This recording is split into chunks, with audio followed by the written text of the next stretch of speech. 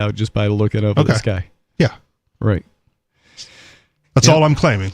Okay. Cool. Well, we're going to go straight to the phones because it's a call-in show, and we have Dave Ridley on the phone. Dave Ridley, you're on Free Talk Live. What's on your mind? I have a question, which is a song. It goes like this. P-Doom, what's your P-Doom? What's your P-Doom? Have you guys ever heard this song? Nope. Is it from the new SpongeBob movie? No, but it is my question for you. I want to know what your P-Doom is, each of you. Do you know what P-Doom is? No, can you define that for us? Oh, P-Doom stands for probability of doom. So there's a relatively good chance that artificial intelligence will bring us a Star Trek world, which is really wonderful, but there's also a pretty good chance that it will get us all killed. And P-Doom is your chance that P-Doom is basically defined as your odds that you give that artificial intelligence will either wipe out humanity or at least civilization. In my lifetime or just in general?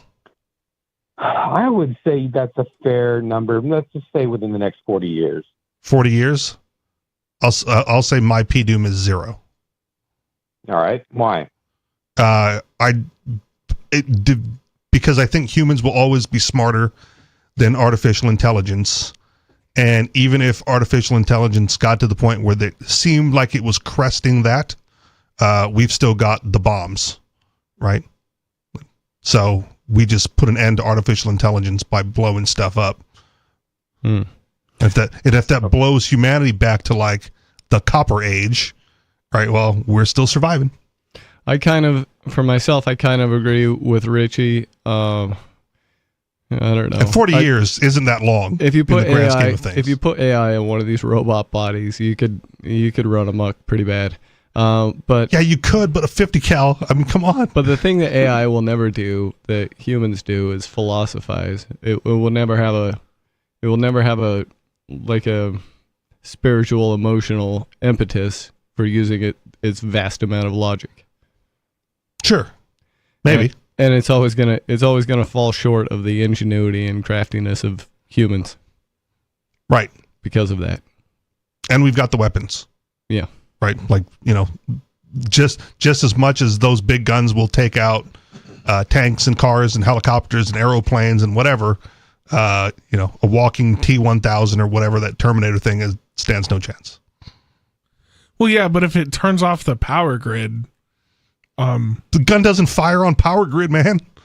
Well, the missiles definitely work with like computers and power and stuff. But I'm saying, I think like it's not going to be like a Terminator robot. It would probably attack like the infrastructure of the stuff you use every day. It'd probably mess with like the airplanes and the traffic lights. It could change the world quite a bit, but I don't think it could go. I mean, maybe if it starts in Africa. I don't know. People talk about like back to the Stone Age as if that's a horrible thing. I don't like that. Might be an okay vacation for me. Well, yeah. I mean, depends. I'm not what's so your enamored survival thing? I'm not so enamored of all this future tech. Like, it's fallen short on so many levels. I was supposed to have a hoverboard by now, and why don't cars fly? This is ridiculous.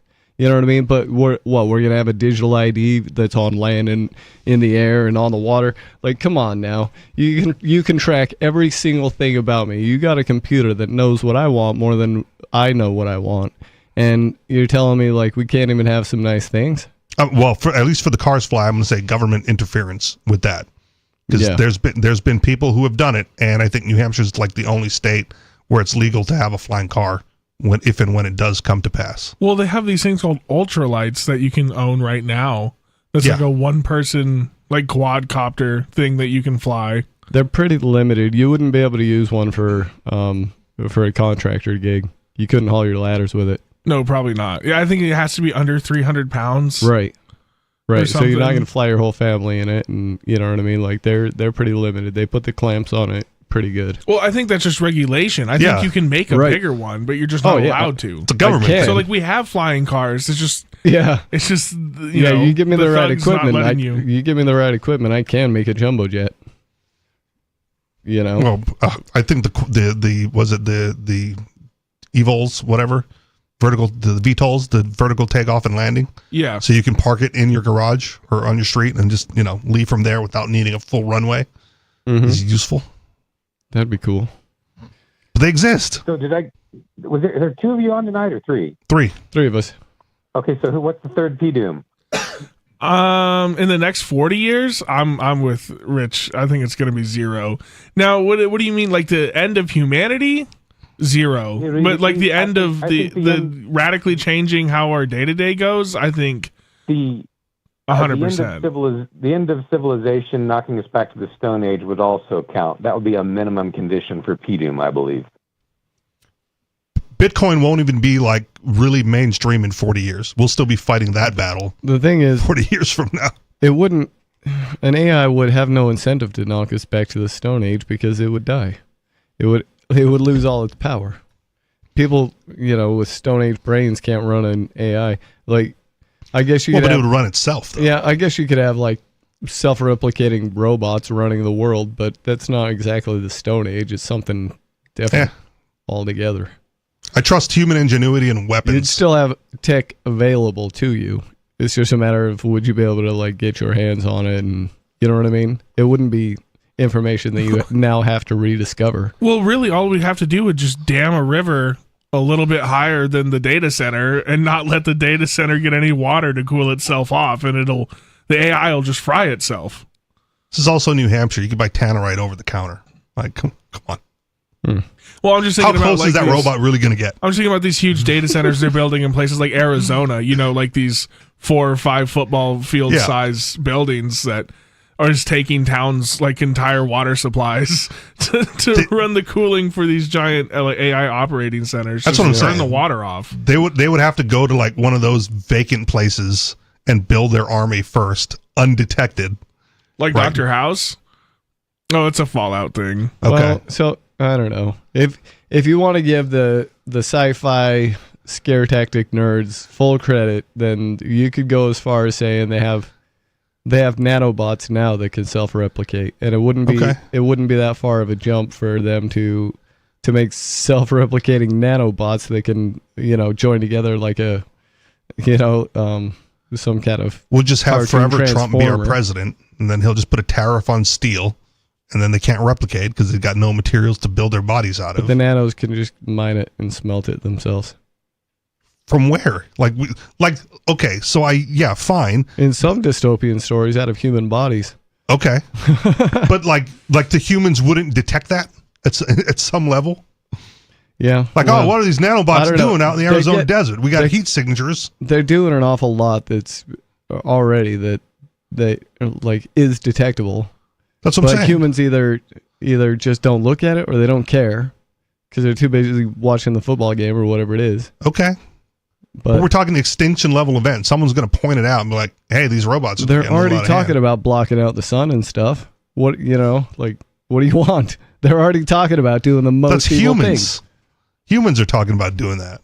Right. For climate change. Right. So if a robot starts doing it, you think people are going to be inclined to stop the robot? Oh, you think the humans are going to take the robot side? Like we welcome our robot overlord? Yes. Okay. I think they're going to sit there and do nothing about it. Okay. I think they're going to sit there and do nothing about it till it's either too late or looks like it's too late. Till things are quite a mess. Fine. Like I said, at some point it gets to a point where people take notice and go like, okay, we got to start shooting robots. Then turn it into a game. Yeah.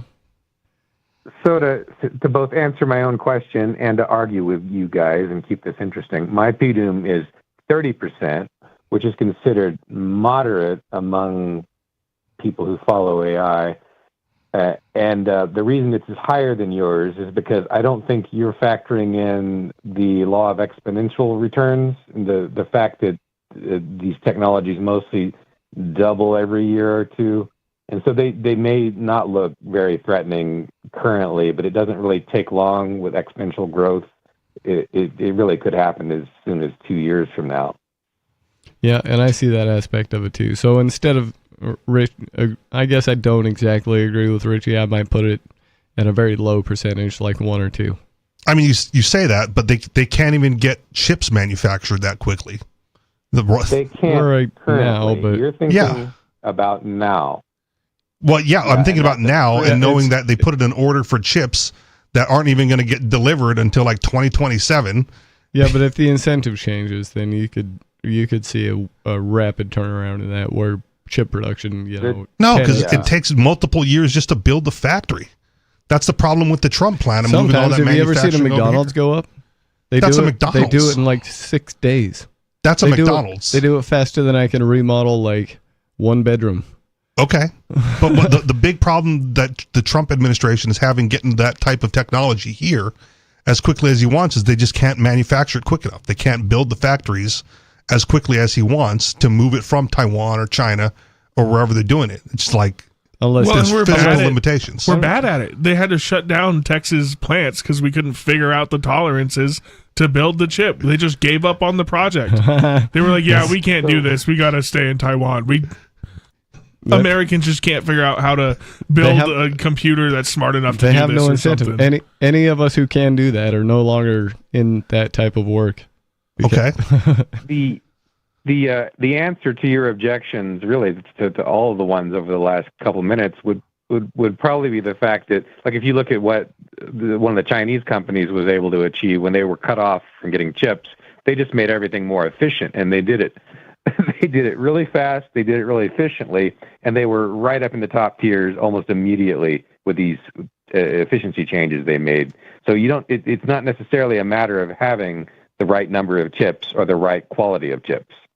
That's right. You could turn a couple of dials and crank chips out pretty easily, I think. They're not doing it. It's just a matter of where the incentive is, exactly what the standards are on chip making. Like there are quite a few factors that you could shift around and change how fast chips are made. But again, like if you're calling it incentives, money's the incentive, right? And we talked about this, I think, on last week's show. There's technology companies just moving out of certain sectors because they can't meet demand. All they'd have to do is make the narrative, oh no, we need chips or else humanity's going to get erased for whatever reason. And then you'd see a lot of chips coming out.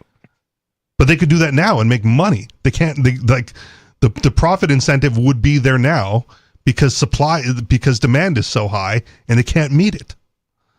Maybe it's not a money thing. It's like, oh, we'll charge you more and we'll get it done. It's like, no, we just can't do it. As Angelo just said, the skills aren't there. The technology's not there.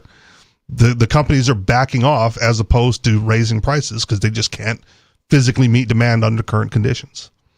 And again, if you think like they're going to throw up a factory in less than a year and double capacity, I think there's folly in that thinking based on, again, the skill set and the technology and the equipment needed to get to that point. Unless self-replicating nanobots just turned into little factory builders and could build a new factory every week. But they got to get the raw materials, man.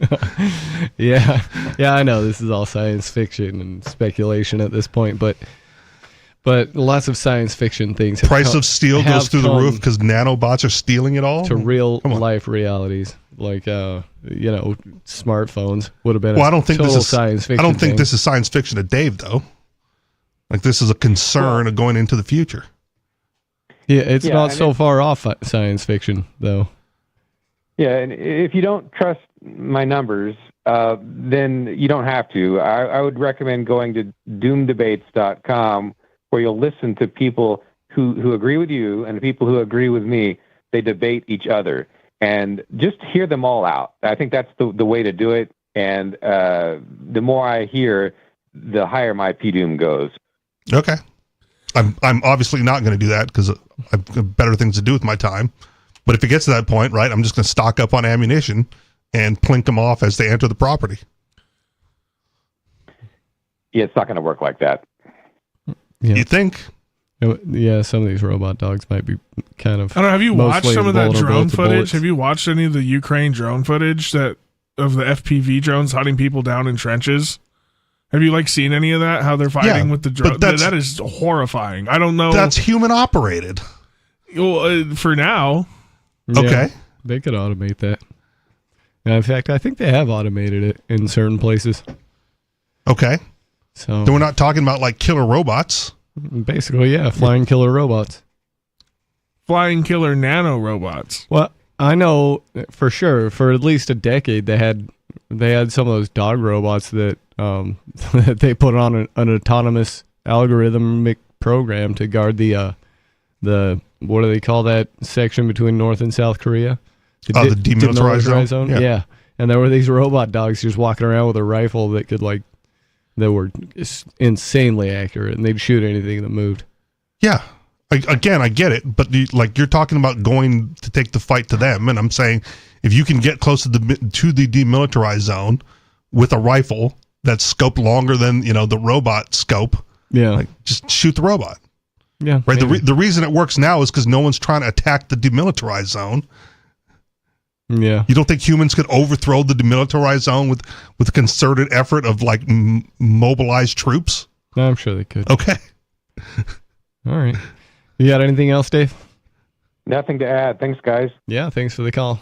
It's a fun conversation. Could do it with libertarians who live in the woods in New Hampshire. Yeah, I'm not too worried about it. I think it's a fun thought experiment, though, and it's good to have some thoughts about it, so that if it worst does come to worst, at least you're ready to grab your gun and shoot at the robots or whatever. Or you could just write a fun book about it. I don't know. Use it as a starting point to jump off into a creative, a story driven kind of thing. I think that's fun. I don't know. Maybe they've already done it with Terminator, but a rogue AI, there's a lot of stuff you can do with just that concept alone. I'll also suggest with your drone footage, those drones are using military technology that most civilians don't have access to. And I can assure you, in the event of a robot takeover, we would quickly get access to that type of stuff, right? There'd be no it's redacted and only we can have it, right? It's not super redacted. They just put a C4 charge on a $40 Temu drone and fly it at your face. Okay, but again, if it's automated, right? You can do that too. Yeah, right? I guess. So it'd just be like Robot Wars. You just fight whatever robots versus robots at that point. If you can get access to a Temu drone in C4, right? Is your aim better? Can you get that up to their drone close enough to blow it out of the sky? Probably. Their targeting software and all that's going to be better, but if you got it's either equal footing or it's not equal footing, right? If they're using Temu drones with C4, we can do that. I don't know if a human pilot's going to be able to do the same things that a computer's going to be able to pull off. Yeah. I kind of agree. You don't have to get it's an explosive. You don't have to get that close. If you just did a whole kamikaze swarm of little $40 drones, you could do that. Is it worth your life to spend a little bit extra on a couple extra drones? Can you and your neighbors compile that amount of technology and money together? Probably. Is C4 easy to get? I don't know. Whatever. I mean, they've got enough drones they've got enough drones to recreate fireworks shows impressively, right? So you send up a fireworks battalion, right? Of how many hundreds of little drones with how much C4 you want on it against however many drones they got up there. Yeah, maybe. I don't know. Those things can target you from extreme heights, though, and sure. But again, it's either equal footing or it's not. Either we have the technology to get up there, or we will acquire the technology to get up there, because it will no longer be exclusively military technology. Yeah. Okay. Well, what if the AI pays off the military? Hey, you can stick around, guys. We'll just kill all the pores. Well, then fine, right? Then who's fighting where? Because then you go someplace where it's a little bit more difficult, right? The militaries always have trouble with mountainous terrain, right, or cold terrain or whatever. So go hold up there and fight from there. Yeah, that's the line of thinking that gets me to where I don't think this is that big of a threat, because if people go hide out in the caves, they'll find out where the weak point is for the AI army, and they'll exploit it, and humanity will emerge victorious, as it always does. Yes. All right. I got this story from Activist Post.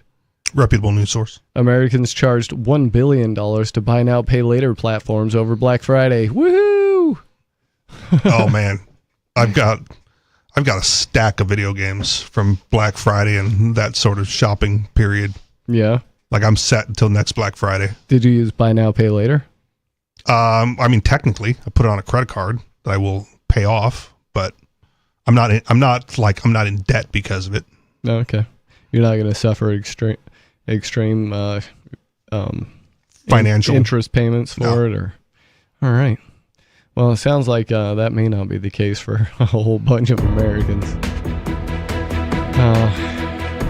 I don't go into debt for Christmas. I don't. Well, you were missing out. I don't borrow money for that. If it's not there, it's not going to have a bunch of things this year, and that's it. Give us a call. Let us know. Did you go into debt this year just to buy presents? 603-283-6160. It's Free Talk Live.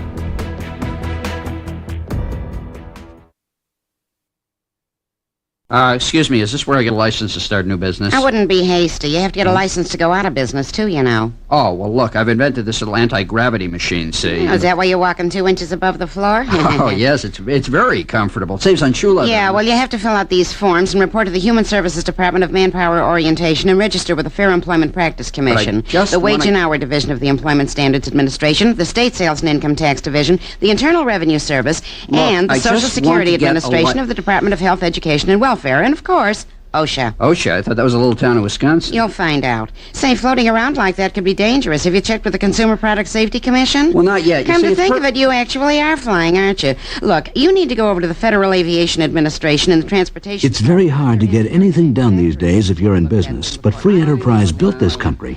Think what could happen if we don't keep it free. A public service of this station and the Center for the Defense of Free Enterprise, Bellevue, Washington. Besides, we just can't have people floating about unregulated, you know. From Feature Story News in Washington, I'm Jagruti Dave with the Week in Review.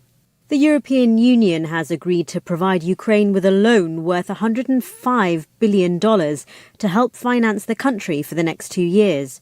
Ultimately, the bloc failed to agree on a plan to use frozen Russian assets to fund the loan, instead borrowing the money backed by the EU's common budget. William Denzelo reports from Brussels. Instead of using frozen Russian assets, Ukraine will receive a reparations loan to the tune of $105 billion coming from funds guaranteed by the common EU budget. Ultimately, the use of those frozen Russian assets proved too politically sensitive for some member states, most namely Belgium, worried about the legal and financial ramifications of using them, as most of those assets reside here in Belgium. TikTok said this week it signed a joint venture deal with investors that would allow the company to maintain operations in the United States and avoid a ban threat over its Chinese ownership. The deal is a milestone for the short video app used regularly by more than 170 million Americans. Laura Westbrook has more from Hong Kong. TikTok CEO Shou Zi Chu reportedly told employees that the company and ByteDance signed binding agreements to create a US joint venture, majority owned by American investors. Under the deal, American and global investors will hold an 80.1% stake, while ByteDance will retain a 19.9% stake in the new joint venture after its divestiture. Chu reportedly said there is still more work to be done before the deal is finalized. In other big news this week, President Trump ordered a total and complete blockade of sanctioned oil tankers entering and leaving Venezuela in a dramatic escalation with the South American nation, which has included strikes against dozens of alleged drug boats and the seizure of an oil tanker. In a social media post, the president also declared the Maduro government a foreign terrorist organization, paving the way for more military action. Tony Waterman has more from Washington. It's unclear how exactly oil tankers will be stopped from entering or leaving Venezuela, but the U.S. has amassed thousands of troops and nearly a dozen warships in the Caribbean in recent months. It's all part of a pressure campaign to topple the government of President Nicolas Maduro. The Trump administration says it's fighting narco-terrorists, but critics say this is in part about oil. Venezuela has the world's largest proven oil reserves, and the industry is the main source of income in the country. The Venezuelan government has called this latest threat from President Trump grotesque and warmongering threats. That was the Week in Review from Feature Story News. I'm Jagruti Dave in Washington.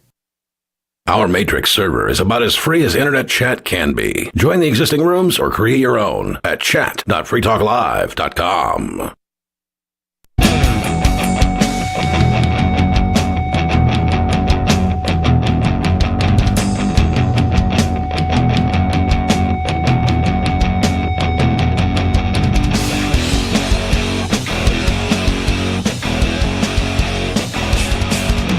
This is Free Talk Live, talk radio you control.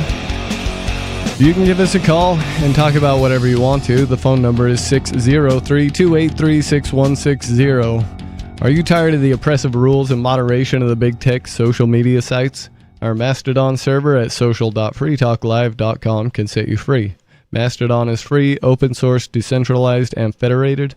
Multiple apps are available for iOS, Android, Windows, Mac, and Linux. That's social.freetalklive.com. In the studio tonight, it's Stu, Angelo, and Rich. I was just about to dive into this story about Americans buying stuff on buy now, pay later platforms. I think it's bigger than Black Friday, though. Like, I mean, you feel free to get in the article, but like, there's been other reports even before Black Friday. I agree. That a lot of the current generation of people are putting everyday expenses on buy now, pay later. Klarna. Right. Yeah. Whatever. Black Friday is used as a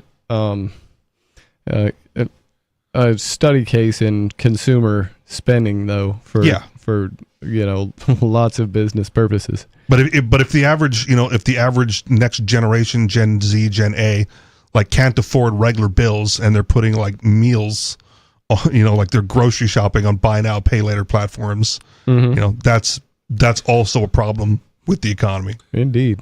Well, you do it with you can do it with DoorDash, dude. You can get your DoorDash, your Burger King buy now, pay later with like $8 payments, and you can pay off your $35 Taco Bell order over a couple weeks. Which is fine if depending on the interest, right? But like if you're DoorDashing that, you're already paying more. You're paying the service fee. You're paying the delivery fee. Yeah, well, that's and then you're paying. That's what they do. Interest. They're going into debt for services like this. I wouldn't say. Maybe they're putting a bunch of stuff on like the buy now, pay later with their like groceries, but a lot of the Gen Zers or Gen A or like the people doing this, they're buying like DoorDash and putting it on Klarna. It's like they're buying luxury items that they're calling necessities. Okay.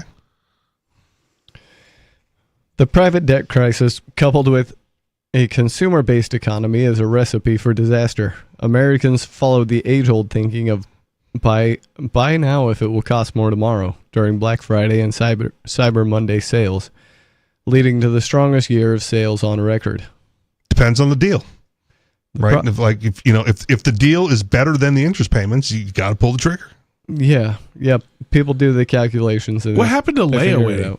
Why don't wasn't that the whole point of laying stuff away for Christmas? Was that you were kind of like getting it like set aside for you and you paid it off without interest, and then when it comes around you can just pick up your item. That was before the preponderance of credit cards. So that's like that's in reverse though. That's pay up front, right? So you come in and make your payments until it's paid off, and then you get the thing. Wouldn't that be the smarter play though for people who... Oh, absolutely smarter. Well, I'm just saying, especially for like Christmas shopping. I remember layaway was like on commercials. Come lay away with us and have your Christmas stuff ready by Christmas. And again, that's before the preponderance and the ubiquitousness of credit cards. Like you had to do that when you couldn't just apply for a Visa or MasterCard and get a dozen credit cards.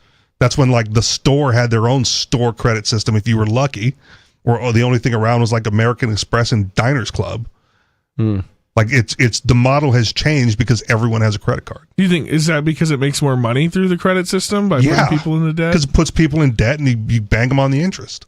Yeah. Right. Even like somewhere in my lifetime, buying a car has changed. Right. But at one point in time, it's like, oh man, if you had cash for the car, the dealership wanted your business.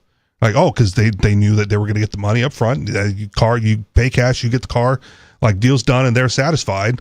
And somewhere recently, they're like, no, they want to put you on financing because they count on the income of the interest payments. Yeah, they get kickbacks, right? From like especially if you go through like their lender. Yeah. Through the dealership. It's the interest payments. Yeah, they hate it if you come in pre-qualified, like with like a USAA loan whatever. The banks love lending you money because they don't have to have the money they lend you. They get to make that up on the spot. And so that's money. Also money creation, and that's absolutely their bread and butter. Right, but that's why you don't need to lay anything away anymore. Like you pay it off at your pace, and then you get it today. So it's immediate gratification, right, for the future payments. Yeah, layaway was a thing of delayed gratification. Patient people. Time's gone when people were more fiscally responsible. I mean, I use layaway. I've used layaway multiple times. Layaway guns, dude, that's the best. Like a $2,000 rifle, you lay it away for 6 months. It's coming. You're gonna have to wait for the background check anyways. You might as well just lay it away. Sure, but do you think that if you had just put that money into a savings account, that the rifle wouldn't be available to you 6 months from now? I mean, I did a lot of it during like the middle of COVID. So okay. I mean, those true. guns would come back in 6 months. Now that gun is $2,500. But if I would have laid it away at $2,000, right, it's gonna be locked in at that price. Okay. Yep, and that's a big part of the calculation people do when they make these kinds of decisions. But now you put on a credit card for $2,000 and then you just pay it off in the interest. And is that more than the $500 or not? I guess true, huh? Back to the article. The problem is that a large percentage of buyers opted to pay later through buy now, pay later BNPL payment plans, which are contributing to nationwide household debt levels. Over $1 billion in sales over Black Friday, Cyber Monday was charged through BNPL platforms, a 4.2% year-over-year increase. Is that what YOY is? Sure. According to shopping data from Adobe, which predicts total BNPL spending, which will reach $20.2 billion by the end of the holiday season. I'll also say, like, if you know what you're doing, if you're financially responsible, right, having a good credit card also saves you money in the long run because you'll earn points toward the purchases, right? So if you can earn points towards future purchases or get cash back and pay 0 interest, right, then you're ahead of the game. Yeah, there's if you do it smart, you can work the credit card thing to your advantage without getting in too much trouble. Problem is most people just they just spend them up with no plan to pay it back. Yes, most people, yes. But, like wealthy people with high financial literacy, absolutely use debt to their advantage. Oh, yeah. Well, and some people just don't care, right? They'll just run up the $20,000, $20,000 credit cards and have nothing to show for it at the end of it all. And so when people come like, we're going to sue you for what? Dude, I have nothing. You're the one who gave me the credit cards. I know a lot of poor people, that's like their modus operandi, is they just keep applying for credit cards and people keep giving them money and they'll go 20, 30 years and they don't pay any of it back. They just keep spending other people's money. And I don't know why credit card companies don't stop signing them up for credit cards. Well, they do, but you got to wait a certain amount of time, 7 years or something, and then they'll totally fall for it again. My mom once said, if I die and I owe people money, good for me. If I die and I don't owe people money, good for them. That's smart. BNPL offers interest-free installment payment options and is listed as a payment option during most online checkouts. BNPL loans grew from $16.8 million in 2019 to $180 million in 2021 for a total of $2 billion. By 2022, popularity grew and nearly a quarter of U.S. consumers reported using BNPL for a charge. Those with subprime credit are more likely to use this option. The younger generations who favor mobile purchases are also far more likely to use this option as they may not have a credit card. Worse, BNPL provides an illusion of stronger purchasing power. Yeah, because again, you get the stuff today. You're like, yes. This $100 item only cost me $20, right? For like the next 5 months. Then you get hit with it 3 months later. It's like, oh man, where'd that $20 go? Oh yeah, that thing I bought 2 months ago. Son of a gun. About 41% of BNPL users were unable to make payments on time, up from 34%, and 60% of users hold multiple loans. These purchases are generally not for big ticket items. In fact, the average loan is $142 per transaction. Apparel, clothing, shoes, and accessories account for up to 45% of all BNPL orders. Luxury items, according to Angelo.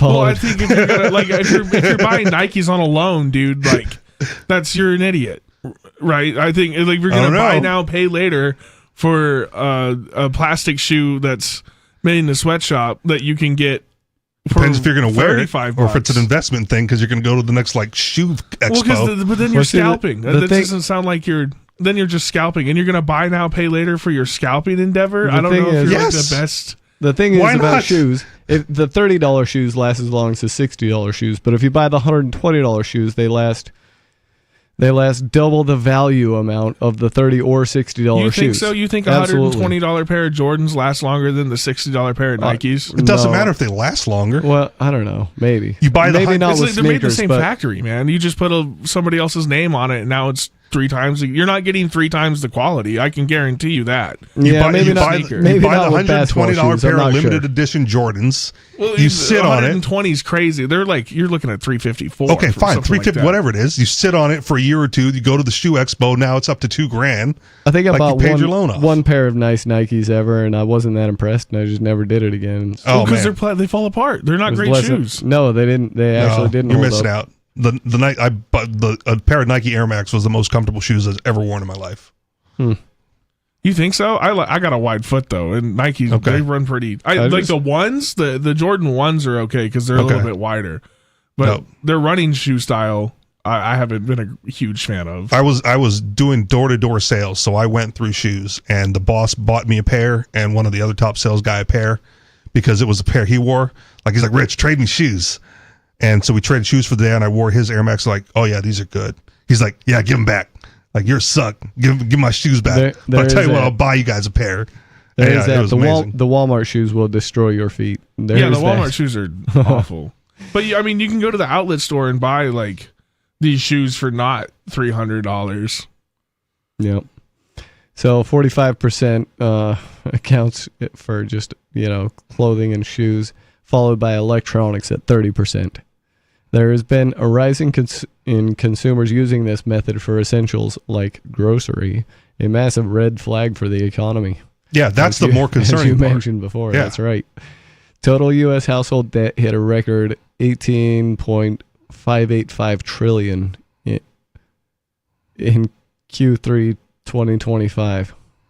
Yeah. Household debt is at $18.5 trillion. I guess it would be up from 18.39 trillion in Q2. The average debt per consumer stands at around 105,000. That's absurd to be. Per the New York Fed's household debt. Like there are some millionaires like really helping me with my average. Well, there's house loans and stuff too, right? Sure. But I'm just thinking, look at the average homeless guy, and you're like, yeah, he's $105,000 in debt. Like on average, every person in America, that's just someone's in a lot of debt. Yeah, to make that the average. I think last time I heard this statistic, it was only like 20,000. Okay, so that's that's reasonable. That was a while ago too. Does that include student loans, or that's just consumer debt? Because I would think they would be a lot higher with student loans built in there. It says total U.S. household debt. Okay, whatever. And then it breaks it down debt per consumer. So, all right, not debt per person. So I guess per person it might be that would obviously be a lower number. This is not everybody a consumer, or babies, where do children? Babies aren't consumers. Oh, okay, they're not counted. People on disability, I think they don't count as consumers, and I'm not sure how they figure it out, but not everybody is a consumer. You have to be earning money to be able to consume stuff. If you're not contributing to that part of society, then you're consuming stuff. I don't know. I feel like if you're taking resources out of the loop, you are consuming. Well, yeah, but a kid doesn't have a job. They might be consuming the resources, but the parent's the consumer because they're the ones going to the store to buy it. Yeah. I got it. Yeah, it says here around 70% of that debt, 13.072 trillion, is tied up in mortgages. Okay. So yeah, a big chunk of that is. So there's only 5.5 trillion that's not mortgages out of that huge 18.5 trillion number. Still a lot. Still in the trillions. Yeah, trillions. That's a big number. Trillion is a big number. Yet American consumers are taking on more debt than necessary or sustainable, and holiday spending using pay later options are a negative indication of what's ahead. I was just thinking earlier today, I was like, how rich do you have to be to like put up Christmas lights? Just a net drain on your electric bill for no other reason than to look cool in the neighborhood. I mean, my great grandpa did it, and he, with his retirement from the Air Force, and then his wife's, I guess, let's say they made together $7,000 to $10,000 a month between those two, and they put up Christmas lights. I put them up every year. Okay. I also feel like their electric bill was a lot lower back then. I'm talking about today. Well, I mean, the last time I did that was 2020, I guess. Okay. They just hang some Christmas lights and watch your electric bill double. Like, oh man, do I really need to do this? They've probably come out with consumer friendly ones at this point, like LEDs that don't consume as much power. You're not using the iridescent bulbs. They're all LED now. Are they all LEDs? Yeah. I mean, I replaced my glass ones with LEDs in 2016, 17. I just don't need my electric bill going anymore, and Christmas lights, forget about it. Yeah, I don't think you're consuming as much. There's definitely not consuming as much with the LED bulbs. All right. And I like strip lighting. I mean, strip lighting's become so much popular. For your room, I know so many people who put the LED. They're pretty much Christmas lights, all over their setup, with their laptop desk or their gaming setup. And if it was such a power drain, I don't think people would be putting all these lights we just talked about people going into debt for consumer goods. I think they absolutely would go and pay for all these extra electrics. I don't think the AI is great for everything, but according to it, you're not going to spend over $100 a month for a very large display with incandescent bulbs. Whereas if you got a small display with LEDs, you're going to raise it by a couple of bucks. But you said the iridescence was $100 extra a month? Yeah. Up to. If you got the Griswold's my electric bill for a 1-bedroom apartment is $150. If I was spending an extra $100 a month on electricity alone, be pissed. How are you gonna fit $100 worth of Christmas lights on your 1-bedroom apartment porch? Because you wrap it around the windows and you wrap it around the side of the thing. There's no way your 1-bedroom, even if you put it around your window, you're not going to have enough room to put up $100 worth of electricity. Okay. Yeah, that 150 is doing. That's like a 4-bedroom. That's like a Home Alone house. I don't know about that.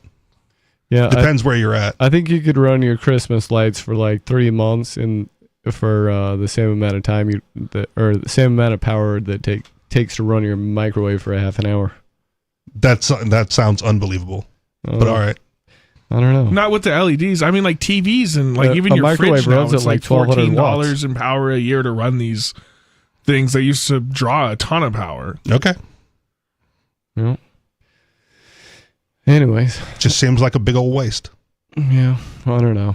I don't think it's that expensive. I'd be more worried about how much time I put into it, and then what's my time worth, and then that's where the real loss comes in. But for people who really enjoy that kind of thing, all right, I'm sure it's a winning game for them.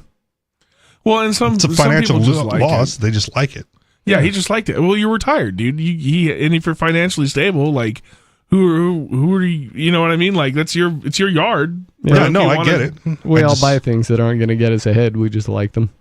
Yeah, and that's why the country is $13 trillion in debt. Well, but if you're financially literate, maybe the cheer of your lights outweighs the debt you're going to go into. I think the whole point of the article is that we're not, in aggregate, we are not financially literate.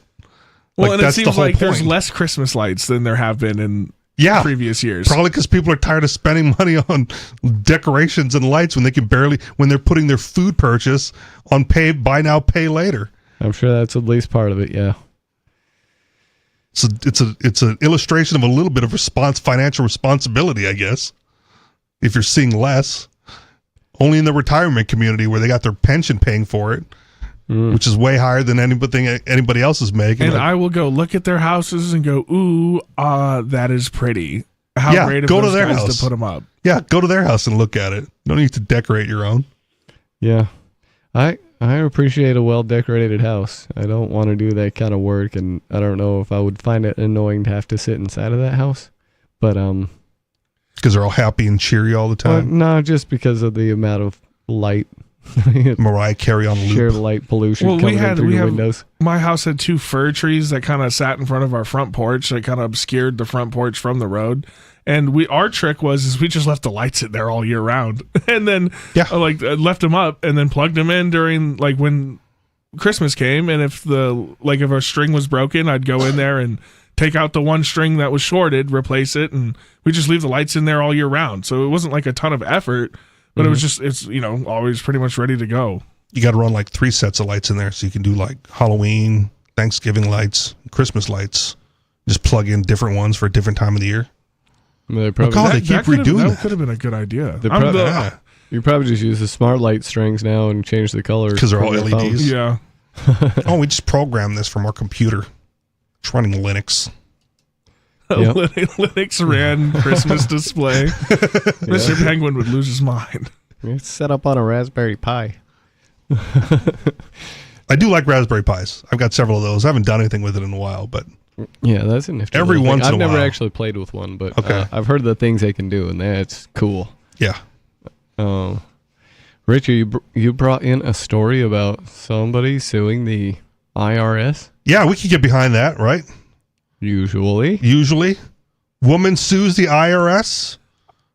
That's positive. I'll say positive. What's the next sentence? This feels like a setup. Using the law against illegal monsters. Let's see where this goes. To get pets classified as dependents and eligible for tax deductions.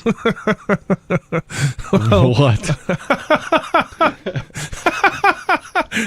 Cool. Yeah, sure. I mean, honestly, at this point, if you can stick it to the man, stick it to the man. Whatever it takes. Yeah, if you're going to save money, if you're going to keep more of your money that you worked for to keep it out of hands of these thugs, this mafia, the gang. This is the argument that my pet is my baby and I deserve a dependence deduction on my taxes. I think that's ridiculous. That mindset's... I think that's a pretty infantilized mindset. If you're serious about it. Now, if you're just using it as a way to duck out of taxes based, but if you're really going in there with the mindset that this fur baby is somehow worth $2,000 off your tax deductible, I don't... Can we support her anyway, just based off the precedent that it would set? I'm suspicious. The pet breeders. Sure.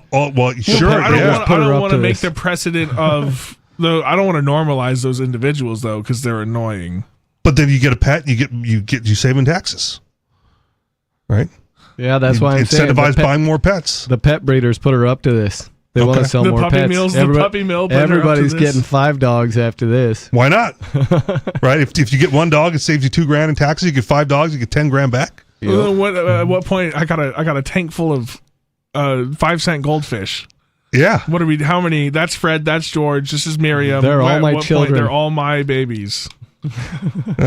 Fish dad. Whatever it takes. I guess. Yeah. I mean, shout out that lady. Let's. All right. Let's the details. Like I'm not the one to disparage churches for becoming churches to avoid taxes. Right. I'm like, good on you. You don't have to pay. We should all be like that. Not that churches should then have to pay their fair share. Right, like if you could find a way to avoid paying taxes, good on you. I want to join your club. A lawyer and her golden retriever are suing the Internal Revenue Service to try and get pets classified as legal dependents, a change that would have some tax benefits for pet owners. Canine Finnegan Mary Reynolds and her owner, attorney. So the dog is Finnegan Mary Reynolds, and her owner, attorney Amanda Reynolds, filed a lawsuit in the Eastern District of New York, arguing that the pooch relies entirely on Reynolds for food, shelter, medical care, training, transportation, and more. I mean... Sounds like a dependent. It does sound like a dependent to me, and some of these people go overboard with the whole doggy parent thing, so... Dog mom. Yep. Cat dad. Give us a call. Does it sound like a good idea to you? The phone number here is 603-283-6160. It's Free Talk Live.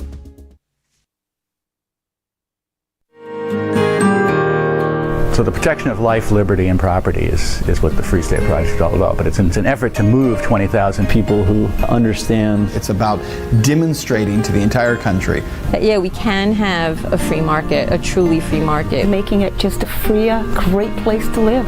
It's the world's largest voluntarist libertarian community, and it's only getting bigger. That's amazing, to be able to move to a place where other people passionately believe in being free and independent. What the Free State Project is managing to do, though, is to put their money where their mouth is. Physically getting up across the country and saying, let's go someplace and let's demonstrate the power of these ideas. There's a lot of kind of philosophy that surrounds liberty. There's a lot of thinking about it and talking about it. But here in New Hampshire, people are doing it.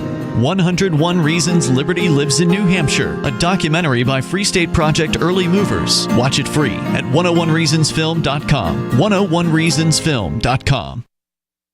So you've signed the Shire Society Declaration and are planning your move to New Hampshire to be around more liberty-oriented people. Next, sign up for the Shire Society Forum at forum.shiresociety.com. There are a bunch of people there who are already in the Shire, and they want to meet you. If you're already in the Shire physically, you should also come by the forums. Remember, not everyone uses Facebook. New people are signing up for the Shire Society Forum every month, so drop in and say hello at forum.shiresociety.com.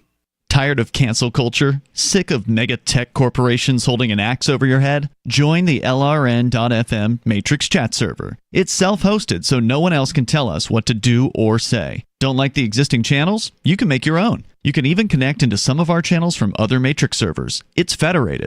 For the full LRN.FM Matrix experience, though, you should join our server via the step-by-step instructions at chat.lrn.fm. Chat.lrn.fm. You're listening to the live edition of Free Talk Live. Hour number 2 is next after the news here on the Liberty Radio Network at LRN.FM. From Feature Story News in Washington, I'm Jagruti Dave with the Week in Review. The European Union has agreed to provide Ukraine with a loan worth $105 billion to help finance the country for the next 2 years. Ultimately, the bloc failed to agree on a plan to use frozen Russian assets to fund the loan, instead borrowing the money backed by the EU's common budget. William Denslow reports from Brussels. Instead of using frozen Russian assets, Ukraine will receive a reparations loan to the tune of $105 billion coming from funds guaranteed by the common EU budget. Ultimately, the use of those frozen Russian assets proved too politically sensitive for some member states, most namely Belgium, worried about the legal and financial ramifications of using them, as most of those assets reside here in Belgium. TikTok said this week it signed a joint venture deal with investors that would allow the company to maintain operations in the United States and avoid a ban threat over its Chinese ownership. The deal is a milestone for the short video app used regularly by more than 170 million Americans. Laura Westbrook has more from Hong Kong.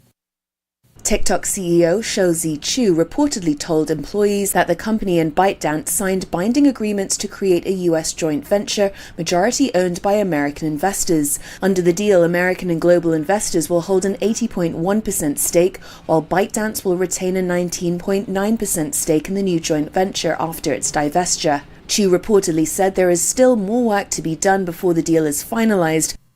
In other big news this week, President Trump ordered a total and complete blockade of sanctioned oil tankers entering and leaving Venezuela in a dramatic escalation with the South American nation, which has included strikes against dozens of alleged drug boats and the seizure of an oil tanker.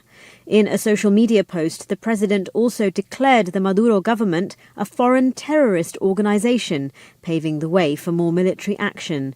Tony Waterman has more from Washington. It's unclear how exactly oil tankers will be stopped from entering or leaving Venezuela, but the U.S. has amassed thousands of troops and nearly a dozen warships in the Caribbean in recent months. It's all part of a pressure campaign to topple the government of President Nicolas Maduro. The Trump administration says it's fighting narco-terrorists, but critics say this is in part about oil. Venezuela has the world's largest proven oil reserves, and the industry is the main source of income in the country. The Venezuelan government has called this latest threat from President Trump grotesque and warmongering threats. Over to India, and New Delhi has been cracking down on polluting vehicles as a toxic smog continued to engulf the city. Officials said vehicles that don't adhere to emission standards will not be allowed to purchase fuel. Ishan Garg has more from New Delhi.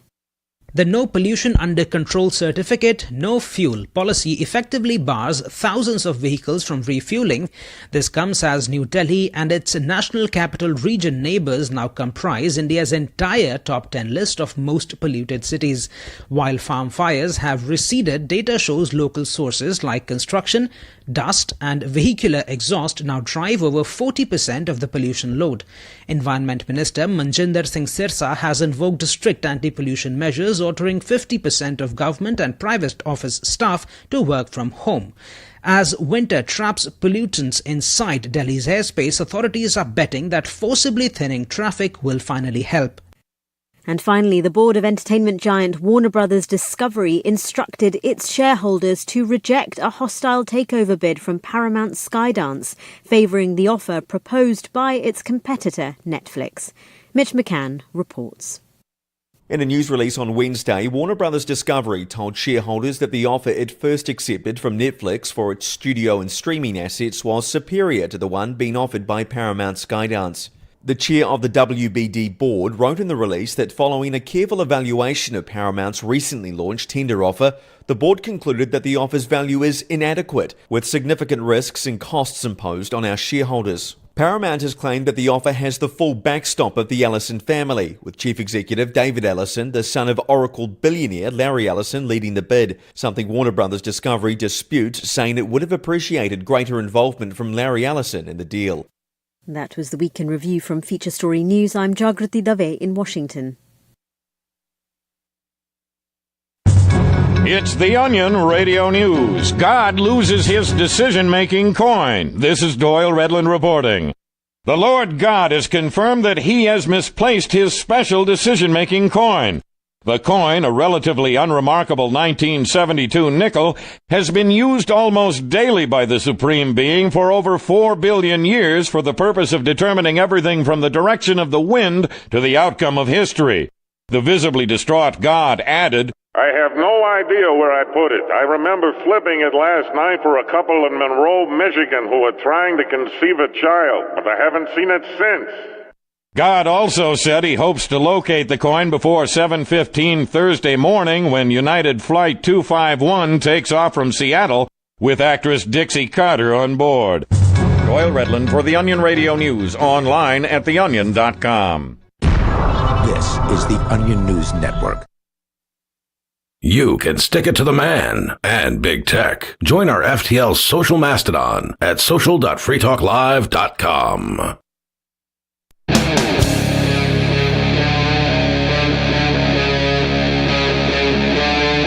Free Talk Live.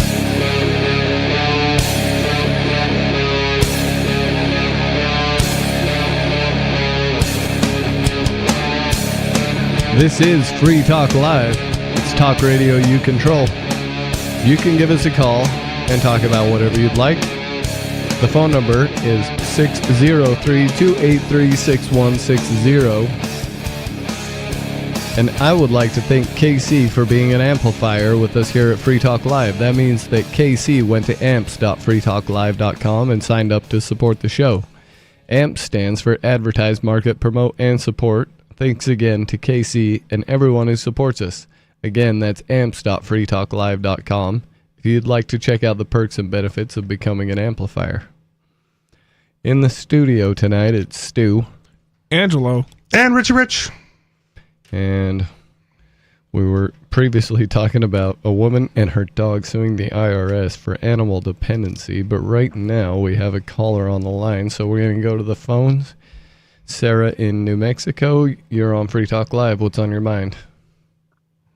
Yes, did I ever bring up the mobile speeding cameras before? Only way too often. Oh, the mobile ones? I know she talks about her speed cameras, but I didn't know they had movable speed trap cameras. Oh, you've never seen those? Yeah. No, or is it like the ones like that are in the trailer? I've seen the trailer. Yeah. Oh, so do those print tickets? Okay. I thought those were just like an extra warning for you to slow down. No, so if they've got the speed camera on there, they'll zap you and then mail you the ticket. I mean, they're not pulling you over, obviously. Wow, I guess I didn't even think. All the trailers I usually see are just like an extra thing they put out to like scare people to slow down. Yeah. Depends if it has the camera on it, the speed camera. I don't think I paid enough attention to them. Okay. Sarah? Well, see, the Rio Rancho, the city next to Albuquerque, they had vans. They've always had 8 speeding vans. Like, you call them trailers. So it's just a vehicle. So they are mobile. So then those tickets, they're serious that when they issue out a ticket, they want payment. It's not like they just have it as a dummy. But what they do is they're going to get rid of the vans and they're going to have a smaller speeding camera, but they're mobile. So I was just like, how is that possible? Because our speeding cameras are like tied permanently to our poles, our light poles. Didn't you hear about the nanobots? They could just have speeding camera drones. I don't know why they haven't already done Well, it. they do. They do. Speed enforced by aircraft? Yeah, I've seen the drone. This is in Oregon. It's a stretch of highway between the Oregon and California border, right on I-5, and it says speed patrolled by aircraft. Yeah. And they zap you and mail you a ticket. I've seen the drone hovering above the highway, and it will dispatch an Oregon State trooper. It'll catch you speeding and then send the car after you. So you'll get pulled over down the highway and the cop pulls you over. Well, yeah, our drone caught you about 5 miles back doing 85 and a 60. You want to explain that? And I'll explain it in court when I call the drone to the stand. Yeah, well, that's what they do. It's a drone that sits up there, it just hovers. Yeah, it's no, like I get it. Quadcopter drone. But you obviously should challenge that in court. Well, I mean, I haven't been pulled over for it because the listener. Oh yeah, yeah. Everything should be challenged in court. Is that legal? So who owns the cameras? I didn't know that you could do that. So, but it's a live officer that will issue out a ticket. But do they have your speed?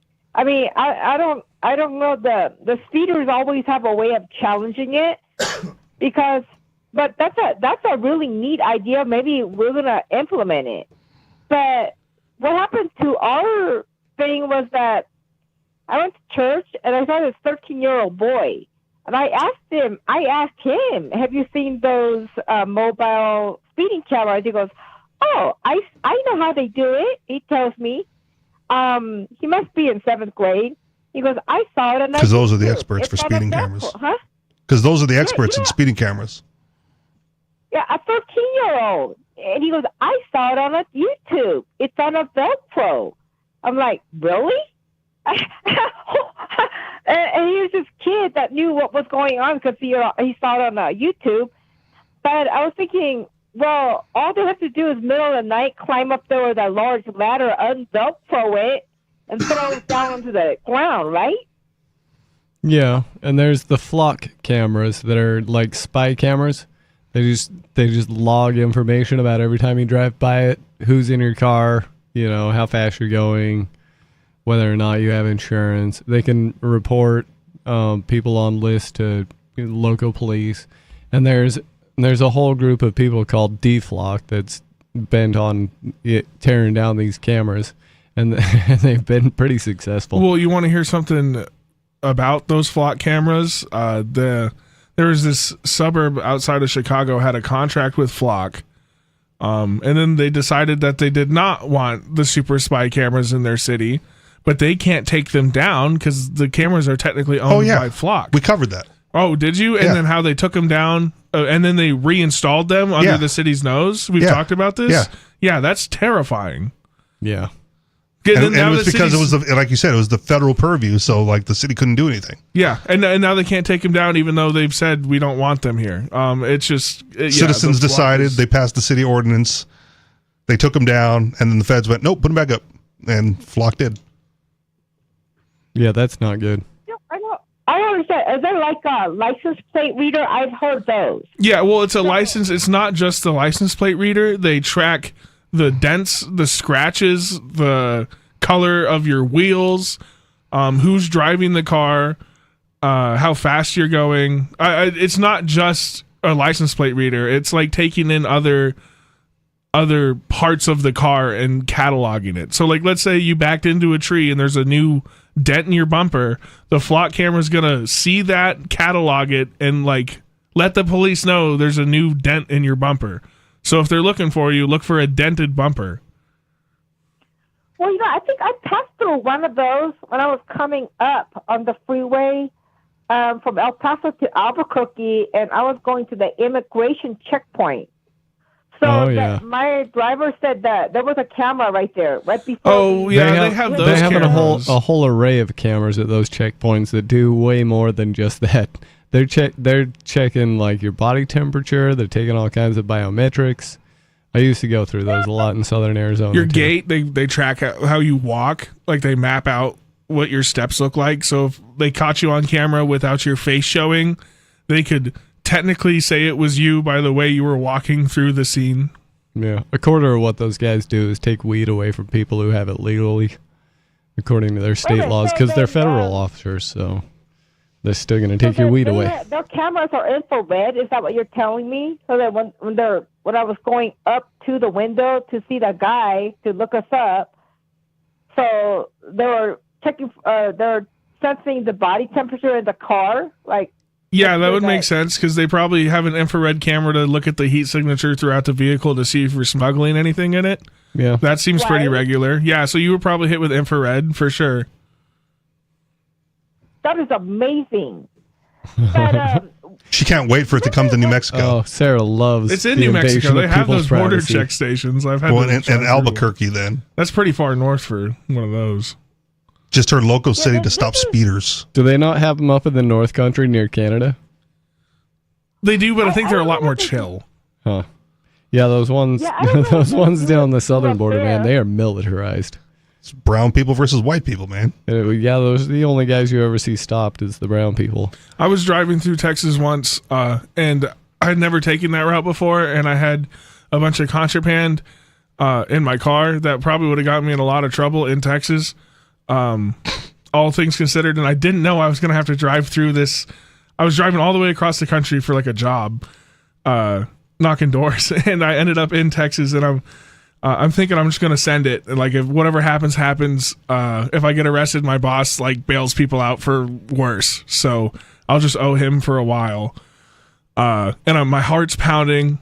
I'm getting. Were you even pulled over yet, or just no? I just because I'm thinking I'm gonna have to drive through because every car has to drive through it on this interstate, right? The one right outside El Paso. Okay, it's notorious. All right, and I'm freaking out. It's like 12 in the morning, 1 in the morning, and my heart's pounding. I'm getting closer and closer. I'm like, this is it. Like this is the end of whatever career I was doing. There's no back roads bypass. No, they cut it all off. Like it's super intense down south. Okay. My heart's pounding, and as I get closer and closer, it says follow cones into the station, and the cones blocked the station off, and for some reason they were closed, and I got to drive by it, and I thought to myself, thank God for Joe Biden. Stopping everything that Donald Trump was doing in those moments. What were you so afraid of? What were you carrying? Contraband. What were you? Contraband? It's like guns? We're not going to get into it unless you want to. Yeah, well, it was just like I just had a bunch of weed on me, and in Texas they'll put you in prison for that kind of thing. Texas does not like weed. No, they do not play around, and it was technically concentrate, so it's like a double whammy. Like they would have probably charged me for like intent to distribute, like a whole bunch of other stuff when I'm trying to just get across the country. I went to a shop that sold CBD in Texas. And they acted like a sketchy, under the ground dispo. Like it was so funny. Like you're selling a thing that won't even get me high, and you're acting like the feds might come down on you at any second. Yeah, no, they freak out. Even like Delta, even the off, like the fake stuff, you get in trouble for in Texas. It's crazy. Wow. They're very militant about drugs still down south, especially in Texas, let alone like Alabama or Arkansas. Arizona was hardcore too until they just said, okay, weed's fine. But they used to be real hardcore on that stuff. Well, I think a lot of the states around Texas are legal now. Like Colorado's legal. I guess that's not super close to Texas, but yeah. Well, I guess it is. Like, well, might as well in Washington and Panhandle. California while we're at it then. Well, like, Colorado's just right over the Panhandle with Oklahoma. So Colorado's legal, New Mexico's legal. I think Missouri's legal, which is Oklahoma has a booming fake medical where you can just go into all the medical dispensaries and buy it because nobody checks cards in Oklahoma. It's all but legal in Oklahoma. So they're kind of surrounded by all these states that have kind of made it legalized. So they take pride in the fact that they still throw people in prison for weed in Texas. Do you know the implications of Trump switching the schedule for marijuana then? Like I read he's moving it from Schedule 1 to Schedule 3, and it's not my thing, so I don't really pay attention to any of that. I didn't hear anything about that either. Okay. I don't know what the scheduling does, but I just he's know moving it from Schedule 1 to Schedule 3 though. I was willing to smoke it when it was 10 years in jail kind of a thing. So it seems like a good thing. I'm way right? past It's like worrying it's about no that longer anymore. Schedule 1, but there's another side to it, and again, it's not my thing, so I didn't really read up into it. But if you're a consumer, maybe you know. As about the drone, I remember a long time ago, the Arizona had speeding cameras on their freeways, and all of the speeders said that that belongs to the state highway, and as a state, you have no jurisdiction putting your speeding cameras on the state highway because it belongs to the state. It has to be passed by the federal government. So I'm trying to figure out how does the drone fit in.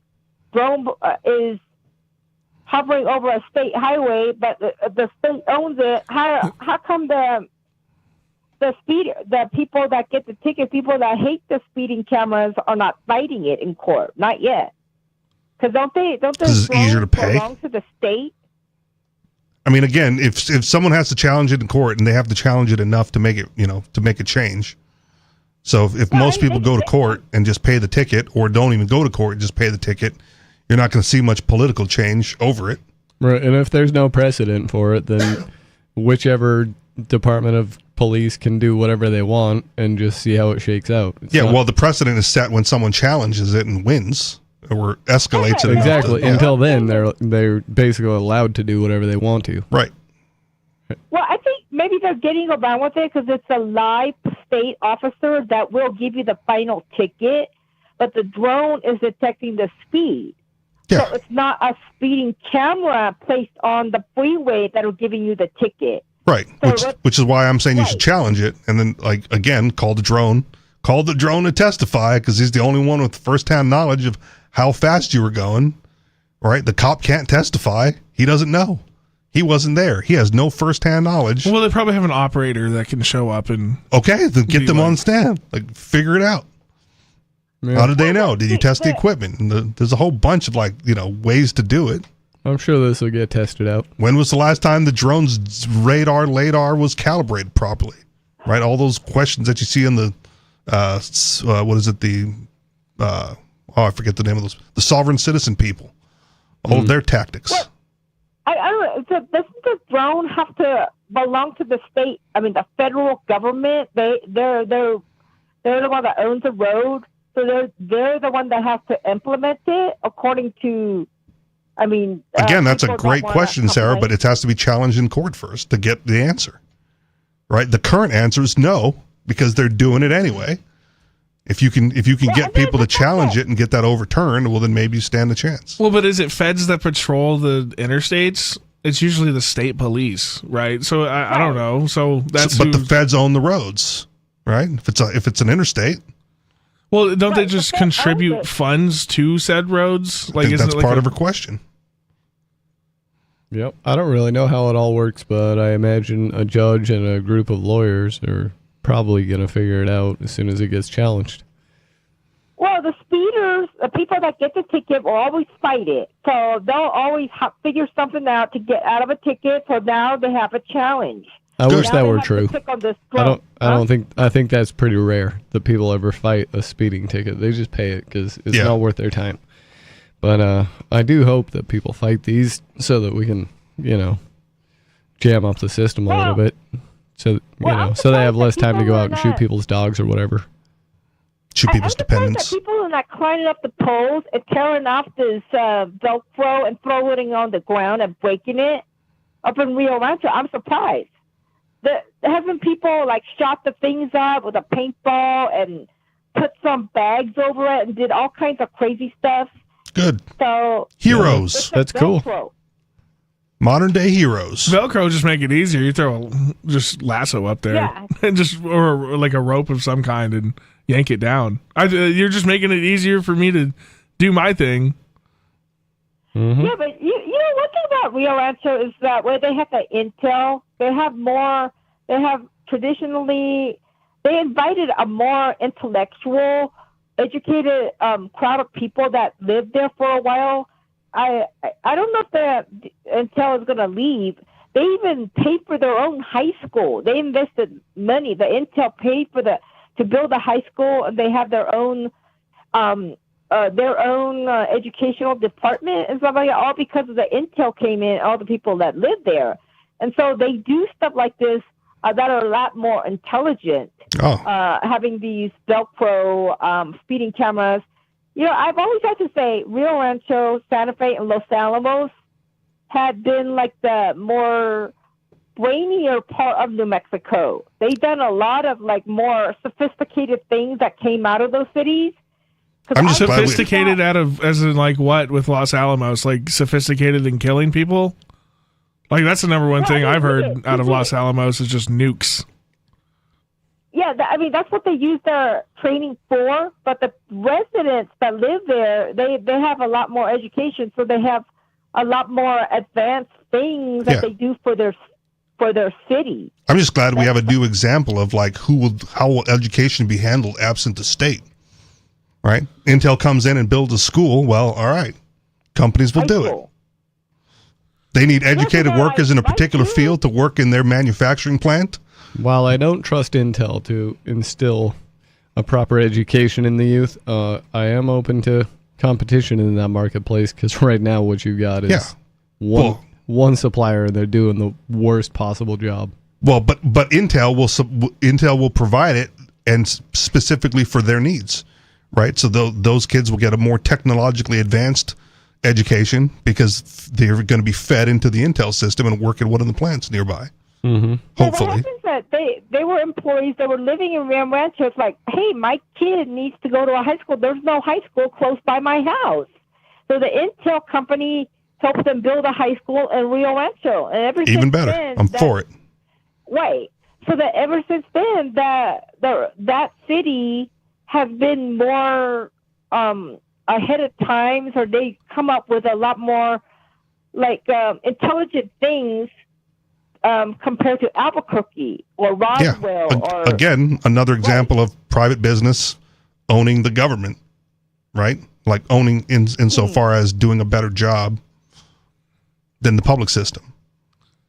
Dunking on the government. Sure, yeah, as the kids would say. Well, I don't think it's all of their money. It's partially with their money and some state money or something like that. I don't know what the breakdown is, but they were an integral part of building a high school for the Intel employees' children, so they could go get educated. Again, I'm for it.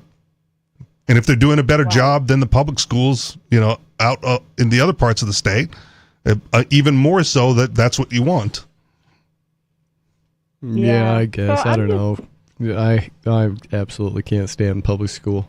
I think that's what I'm saying. But now it's not a public school anymore. It's Intel's private. Right. So what this probably actually looked like is some high executive at Intel going to his government bureaucracy buddy who's like, "Hey, I need you guys to build a school here," and the government buddy's like, "Well, we don't have the budget for it," and the Intel guy's like, "Well, I'll put in this money, but."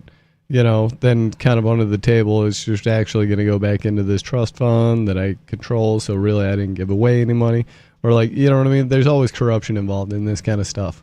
Sure, but if Sarah's claiming the results are that there are more well-educated students coming out of that school, and I'm saying I'm not surprised by that.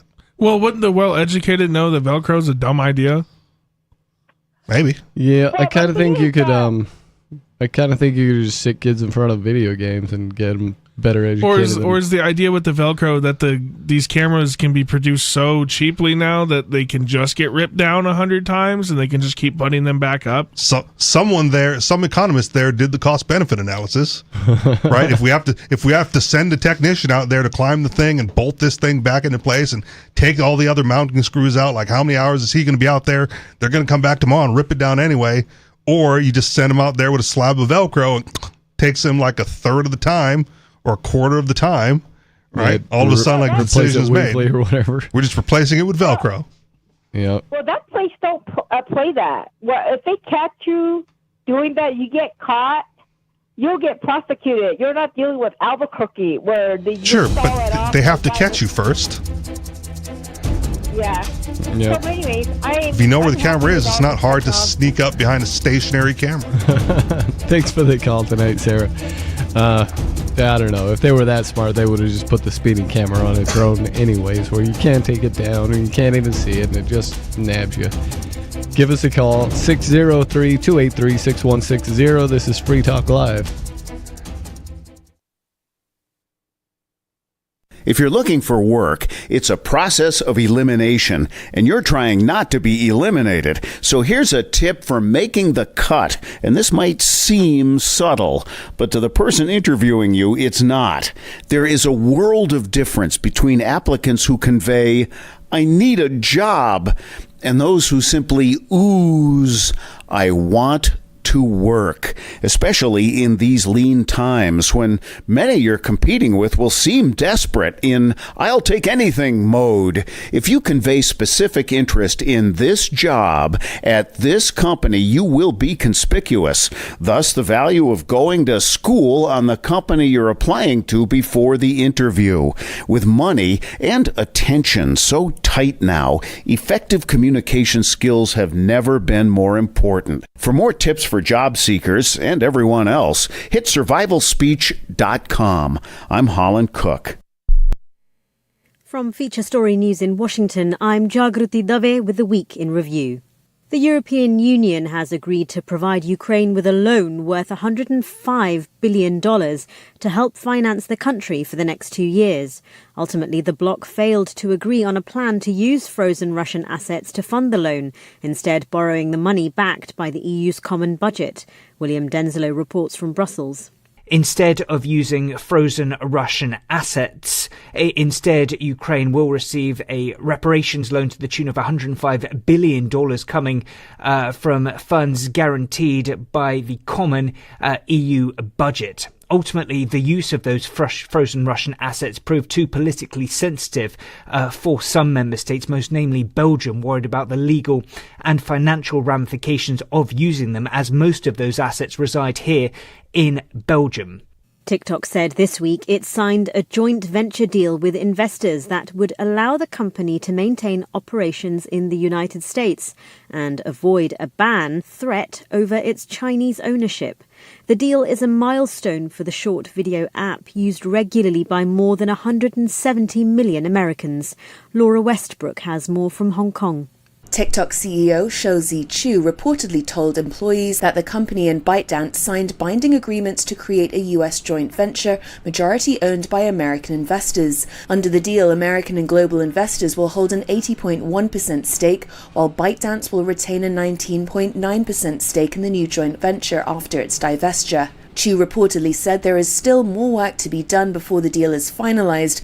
In other big news this week, President Trump ordered a total and complete blockade of sanctioned oil tankers entering and leaving Venezuela in a dramatic escalation with the South American nation, which has included strikes against dozens of alleged drug boats and the seizure of an oil tanker. In a social media post, the president also declared the Maduro government a foreign terrorist organization, paving the way for more military action. Tony Waterman has more from Washington. It's unclear how exactly oil tankers will be stopped from entering or leaving Venezuela, but the U.S. has amassed thousands of troops and nearly a dozen warships in the Caribbean in recent months. It's all part of a pressure campaign to topple the government of President Nicolas Maduro. The Trump administration says it's fighting narco-terrorists, but critics say this is, in part, about oil. Venezuela has the world's largest proven oil reserves, and the industry is the main source of income in the country. The Venezuelan government has called this latest threat from President Trump grotesque and warmongering threats. That was the Week in Review from Feature Story News. I'm Jagrati Dave in Washington. Don't miss a moment of Free Talk Live. Get our archives daily via our podcast at feeds.freetalklive.com.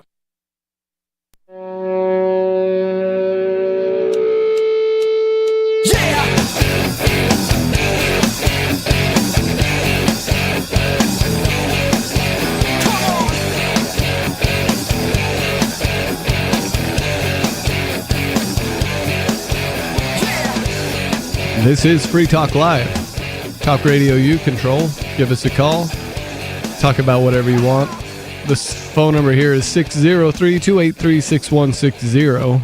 Free Talk Live is brought to you by LibertyMinded.com. Official Free Talk Live gear like t-shirts and hoodies are available at LibertyMinded.com. Plus, you'll find a unique collection of cool and funny liberty-oriented clothing at LibertyMinded.com. That's LibertyMinded.com. In the studio tonight, it's Stu, Angelo, and Rich. Before Sarah called, we were talking about this case against the IRS to try to make animals dependents. I'd like to see where that story was going. A lawyer and her canine, golden retriever. A lawyer woman named Finnegan. Yeah, Finnegan Mary Reynolds. Finnegan that's Mary canine. Reynolds and her owner. yeah. Amanda Reynolds. Yeah. So the last part read the canine relies entirely on her, Amanda Reynolds, for food, shelter, medical care, training, transportation, and more. And so she argued that Finnegan, an 8-year-old golden retriever, has no independent income, resides exclusively with her, and has annual expenses exceeding $5,000, all requirements for a legal human dependent under IRS rules. While the IRS defines pets as property, Reynolds said this does not reflect Finnegan's role in her household, according to QZ. I don't know what that is. For all intents and purposes, Finnegan is like my daughter and is definitely a dependent. The case reads, noting that while the subject may seem unusual, it is not frivolous or meritless. Reynolds goes on to argue that not classifying all pets as dependents is an unfair burden to taxpayers, especially since the IRS says that some pets, namely service animals, can qualify for tax advantages. Claiming a dependent can result in tax-favored credits and deductions, according to Forbes. This includes the child tax credit and additional child tax credit, the credit for other dependents, and the earned income tax credit, the outlet reports.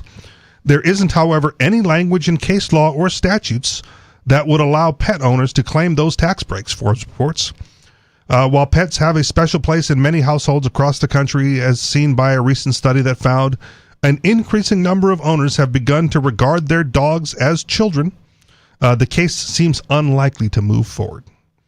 Magistrate Judge James M. Wicks, who is overseeing the case, has granted a motion to pause the discovery process, as the IRS will likely file a motion to dismiss the case. End of the article.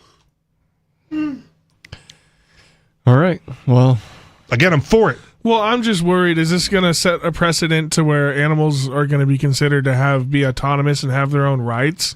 Because they tried to do this in Oregon recently.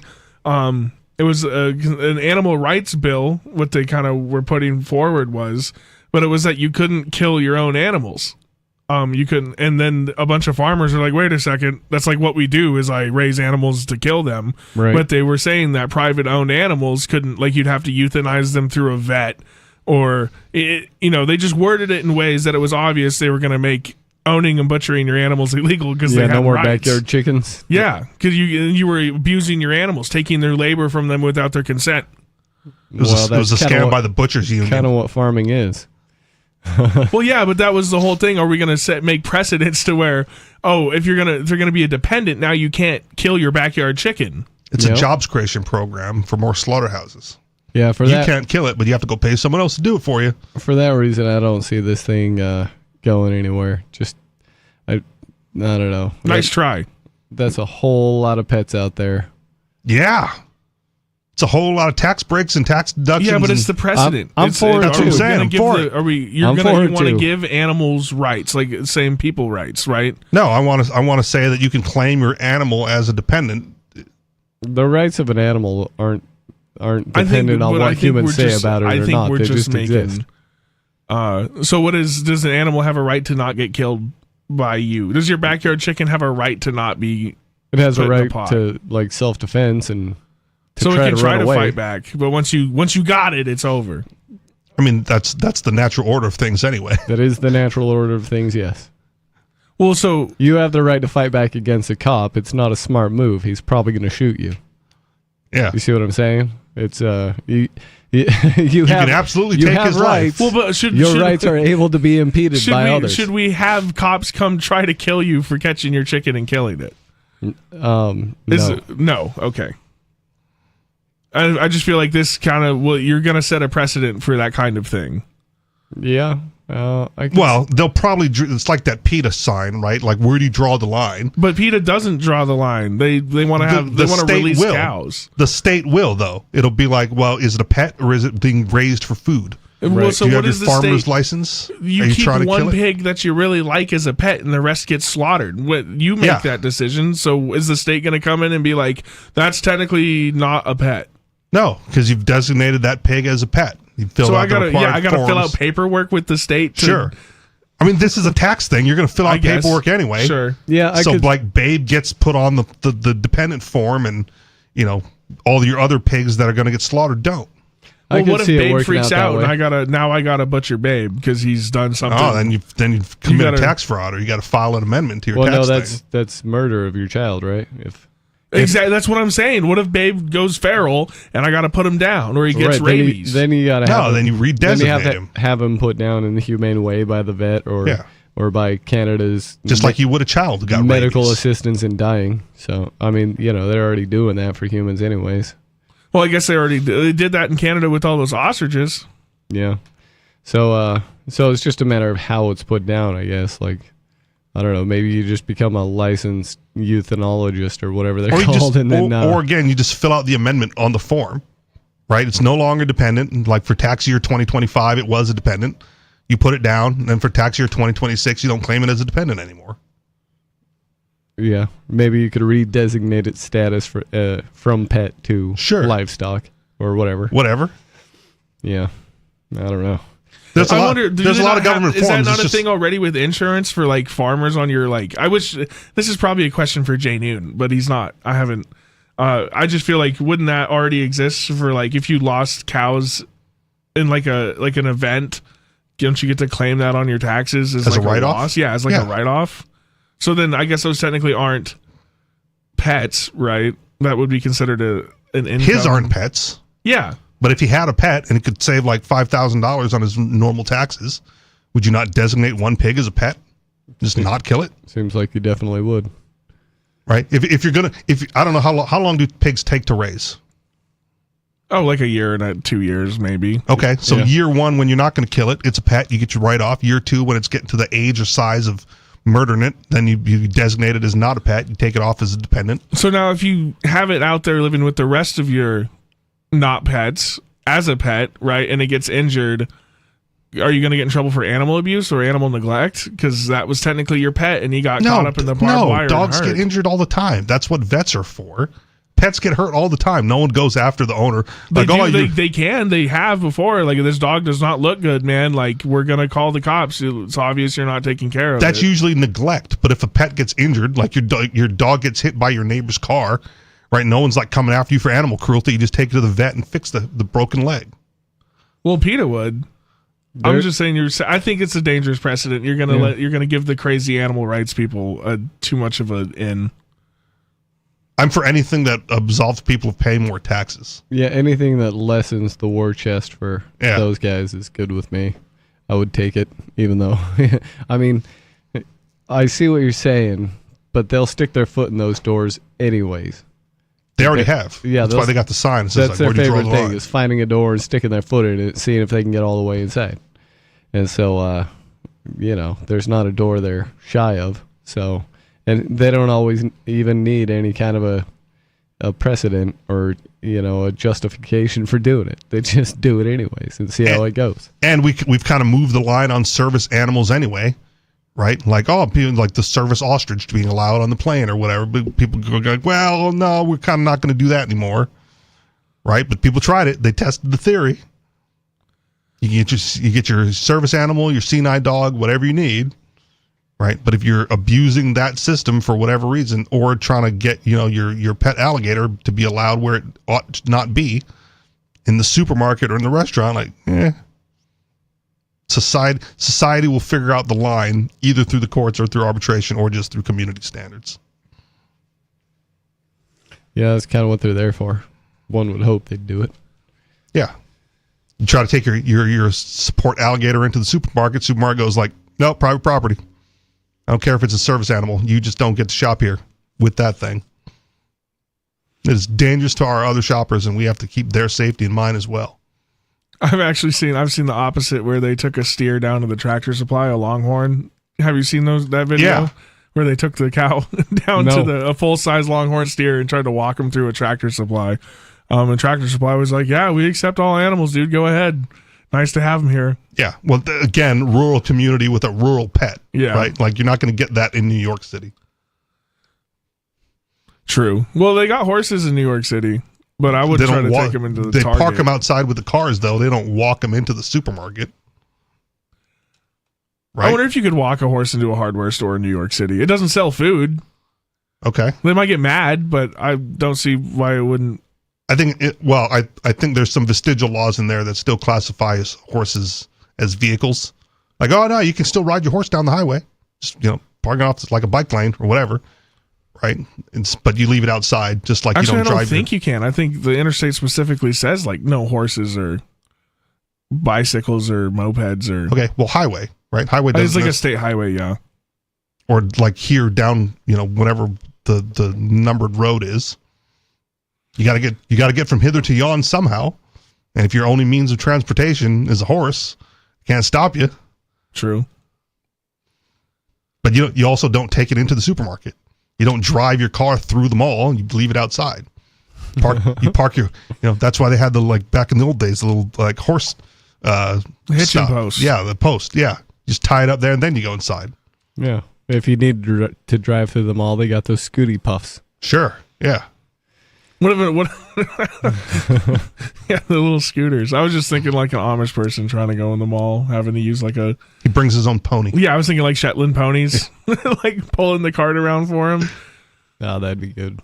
I would hope I was at the mall on that day. I grew up next to a place that had about 30 or 40 of them, mini ponies that just lived out in the field, and they would chariot race them, and there'd be like a team of 10 of them hooked up to this little cart, pulling people around in this field, and like their Shetland ponies were like chariot teams for them. And I don't know if some Chinese dude enters as a rickshaw. I'll race them. Yeah, see if they can beat the little horses. Dude, they'd get moving. I guess those little horses are actually pretty mean.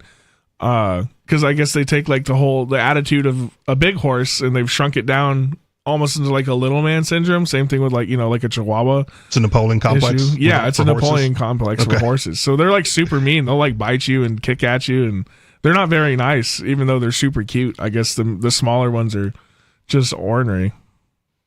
I get it. What you got, Stu? No, not much. There's the U.S. is going after another oil tanker. Another one? So this is number 3. Another Venezuelan oil tanker? Yeah. Okay. Trying to exit or enter? I don't know. Should find out. It's from Reuters. U.S. pursuing third oil tanker near Venezuela, officials say. Is this surrounded by Trump's armada or whatever he said? We got the biggest armada in the world. Venezuelans, we've got you surrounded. Give us all your oil. I heard a destroy rumor. all your fentanyl. I heard a rumor of Russia sending an aircraft carrier down that way, but I don't know if... To assist Venezuela or to like monitor the U.S.? Okay. Yeah. Which is, that's... Well, I heard that Trump just designated... I haven't substantiated that. I don't know if that's true. I think I heard that Trump... I think it might have been on one of the breaks. It was news to me that Trump designated the Maduro regime itself as a terrorist organization. Okay. So now he can use like anti-terrorist laws that they have in the U.S. to bomb Venezuela. A terrorist organization with weapons of mass destruction. Yeah, he's said that, yeah. Surrounded by the United States Navy. All right. This is going to go well. Surrounded by terrorists with weapons of mass destruction. This is today from Reuters. The U.S. Coast Guard is pursuing an oil tanker in international waters near Venezuela. Officials told Reuters today. It's a low-speed pursuit. Chasing him at 5 knots. This is a Bronco. You want to waste the oil, dude? You catch fire. It's pointless. We got to take it slow here. What would be the second such operation this weekend and the third in less than 2 weeks if successful? The United States Coast Guard is in active pursuit of a sanctioned dark fleet vessel that is part of Venezuela's illegal sanctions evasion. Dark fleet? A U.S. official said. It is flying a false flag and under a judicial seizure order. Okay. I guess there's a dark fleet. Well, I think the idea... There might as well be. There's dark web. There's, I think the idea is like... companies that are under, not companies, but countries that are under some kind of embargoes, what they do is they'll pay people for like fake papers so they can fly another country's flag. So like when you look at it with a telescope, it's like, oh, that's a Chinese vessel. What is Denmark doing down here? Yeah. I think the Chinese do it a lot with like their stuff too. They'll run dark fleets all over the world for like whaling. I know the Chinese still do a bunch of whaling. Yeah, it's a thing seasteaders are into also, is finding out which countries will give you a flag, because if you're sailing around on the open seas on a ship flying no flag, I guess you're fair game. Anyone could just blow you up. Yeah, because it's international law. Yeah. If you fly a Somali flag, are you still going to get caught by their pirates? Or do they leave those people alone? Somalia is probably under sanctions and seizure orders from every country out there, I would imagine. I'll just tack this onto your headline. We don't have to get into it, but I posted an article in the host group for anyone to use, and it was basically Trump saying that Venezuela stole American oil, and then he's just trying to get it back. Yeah, he said that's our oil. That's our oil. We're gonna get it back. Yeah. That's what he said, yeah. In relation to like the lives lost through drugs, is he trying to stretch it that way? No. It's like the oil in the Venezuelan tankers belong to America that they stole from us, and that we're just getting back what's ours. Yeah. So are we just manifest destinying the rest of the continent? Sure. Is that what we're going for? That's what it sounds like. It's our oil. We're just gonna go get it. Sounds like gaslighting, but whatever. Because American exceptionalism and providence and all of that. The Armada is justified. Blowing Pax up fishing boats is Americana, justified. Dude. Are you not with it? Another official said the tanker was under sanctions, but added that it had not been boarded so far, and that interceptions can take different forms, including by sailing or flying close to the vessels of concern. You got to get close enough to throw the boards out. Yeah. The hooks. We're boarding. The officials who spoke on the condition of anonymity. Bring me my brown pants. Did not give a specific location for the operation or name of the vessel being pursued. British Maritime Risk Management Group Vanguard, along with U.S. maritime security source,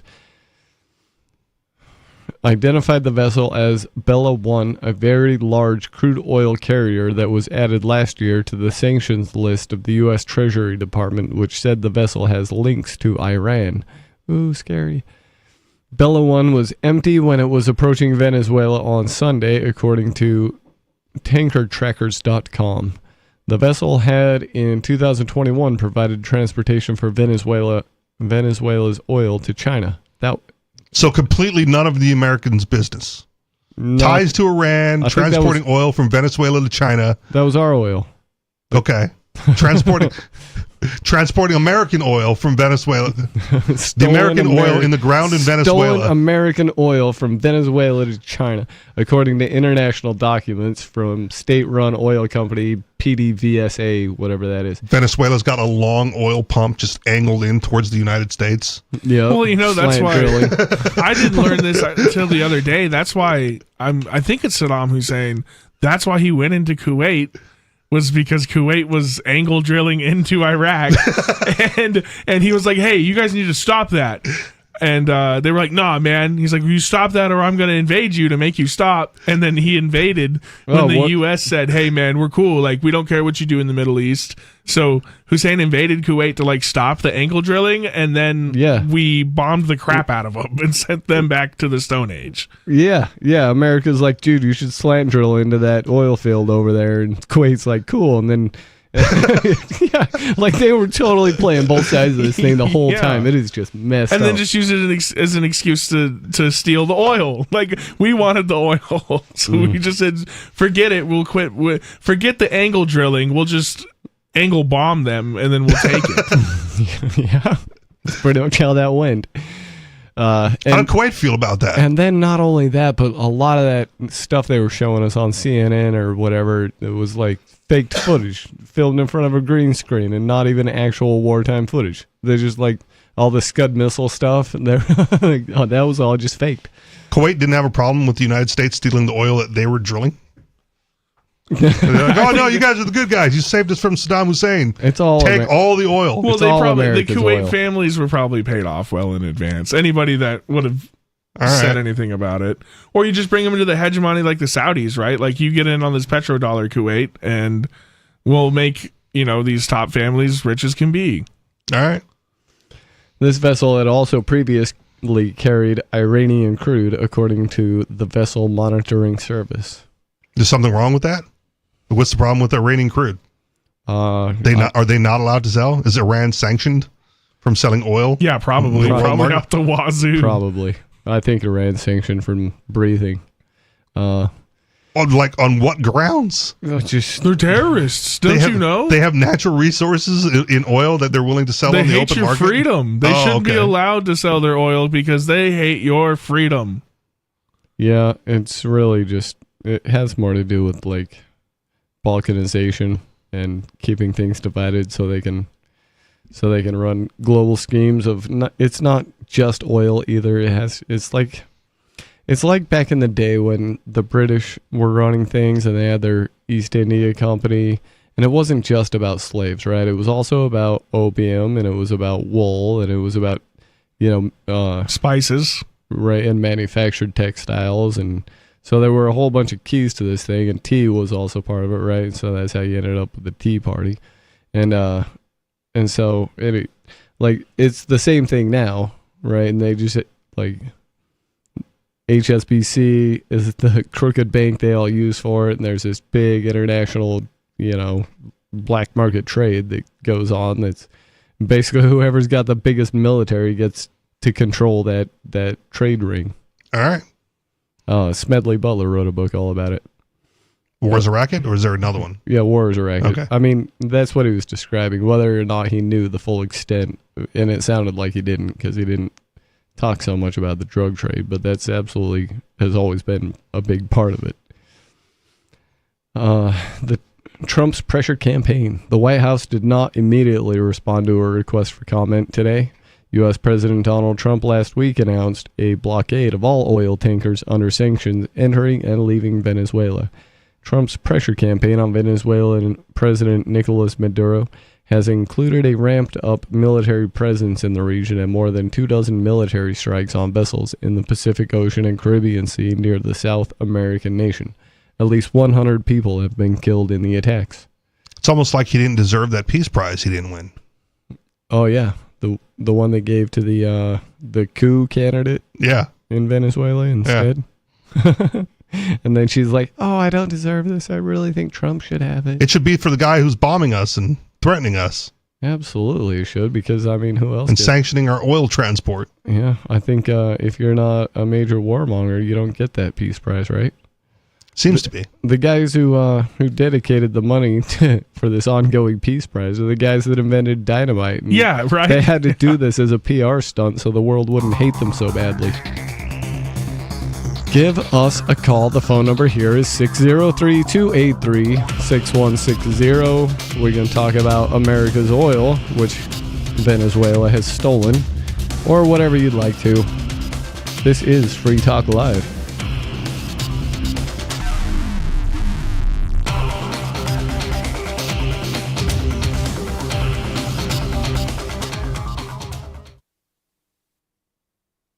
Free Talk Live. Welcome to the world's most powerful spells by High Priestess Catherine Oles. Now, this is kind of like a lot of those religions where you can just sort of just name yourself whatever you want to, right?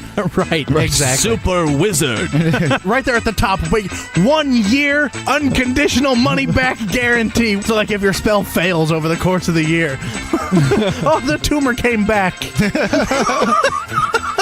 Here are the terms. You must give the spell time to work. This time frame is 120 days from the date of purchase. That's 4 months. A request made. I don't even want the lover back after 4 months. You must allow for time for a full energy exchange. Sometimes our spells take time. Must not be that powerful. Why can't I upgrade? I mean, she charges $97. Oh, wait, no. There's a sale that ends tonight at midnight. Free Talk Live, 7 nights a week from 7 to 10 Eastern at freetalklive.com.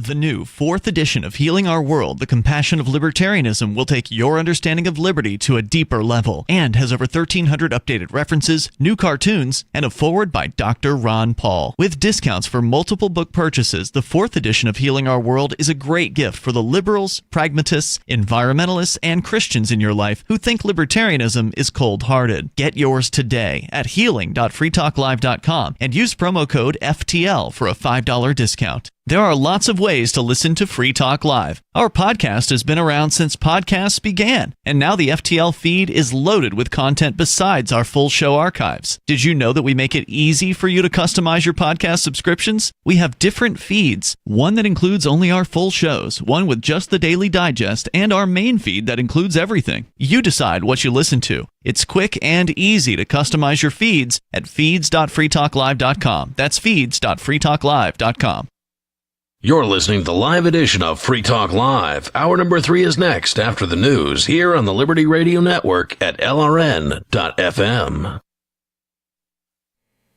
From Feature Story News in Washington, I'm Jagruti Dave with the Week in Review. The European Union has agreed to provide Ukraine with a loan worth $105 billion to help finance the country for the next 2 years. Ultimately, the bloc failed to agree on a plan to use frozen Russian assets to fund the loan, instead borrowing the money backed by the EU's common budget. William Denzelo reports from Brussels.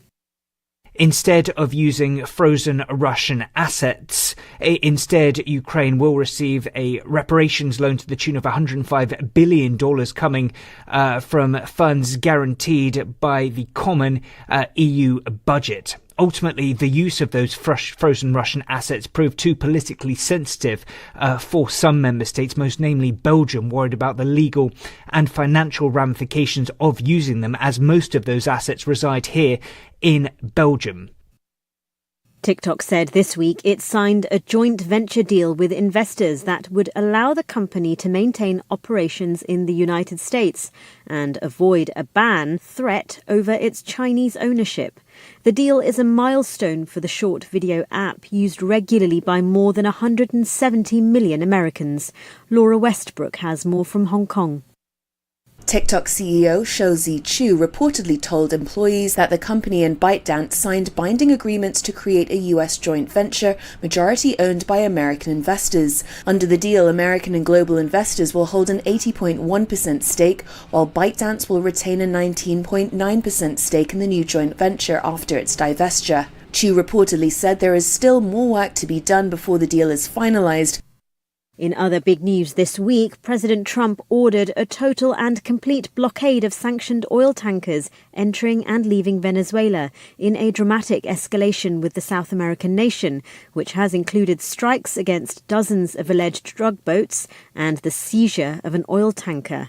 In a social media post, the president also declared the Maduro government a foreign terrorist organization, paving the way for more military action. Tony Waterman has more from Washington.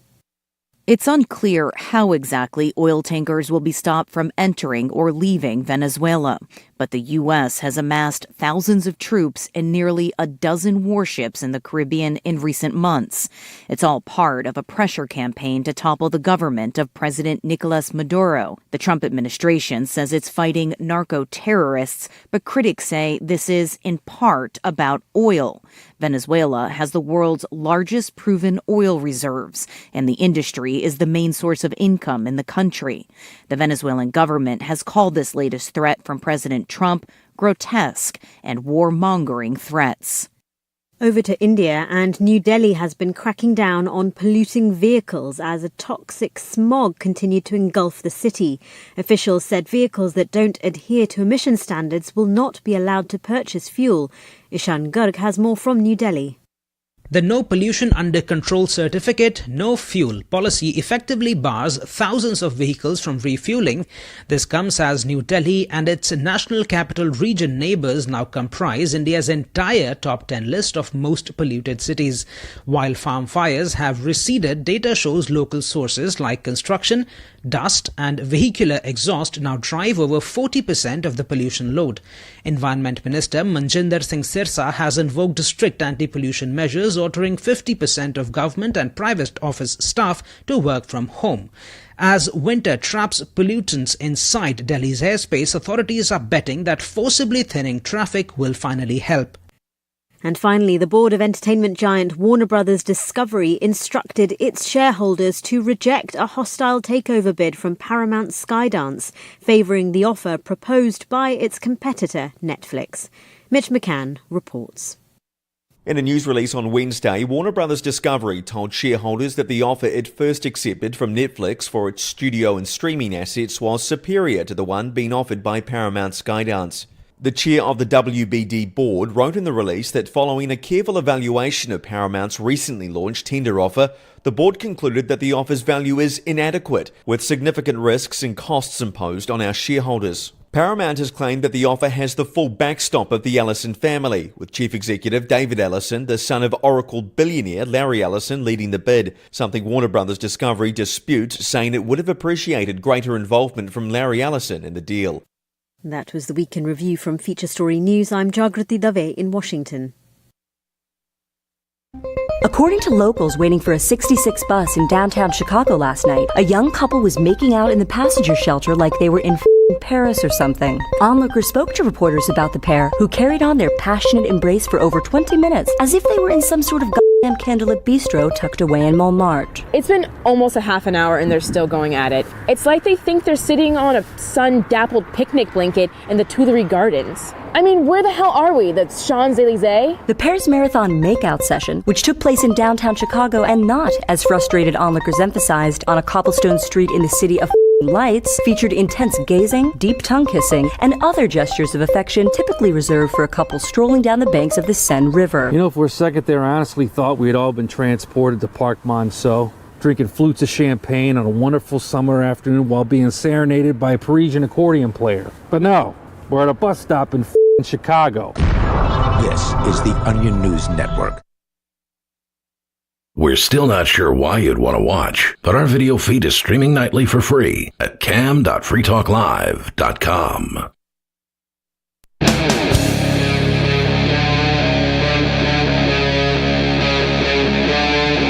Free Talk Live.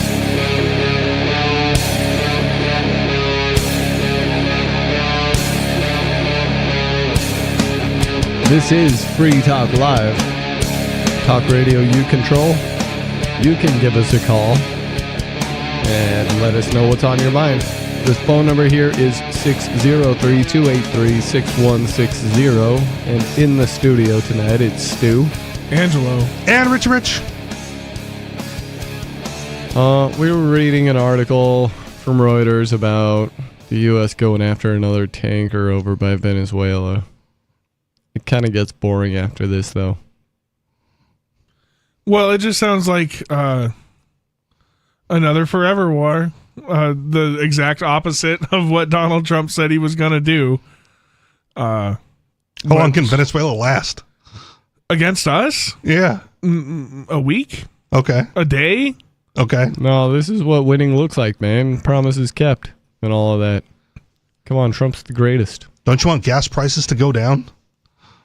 It's a lot cheaper when you can steal it instead of buying it on the open market.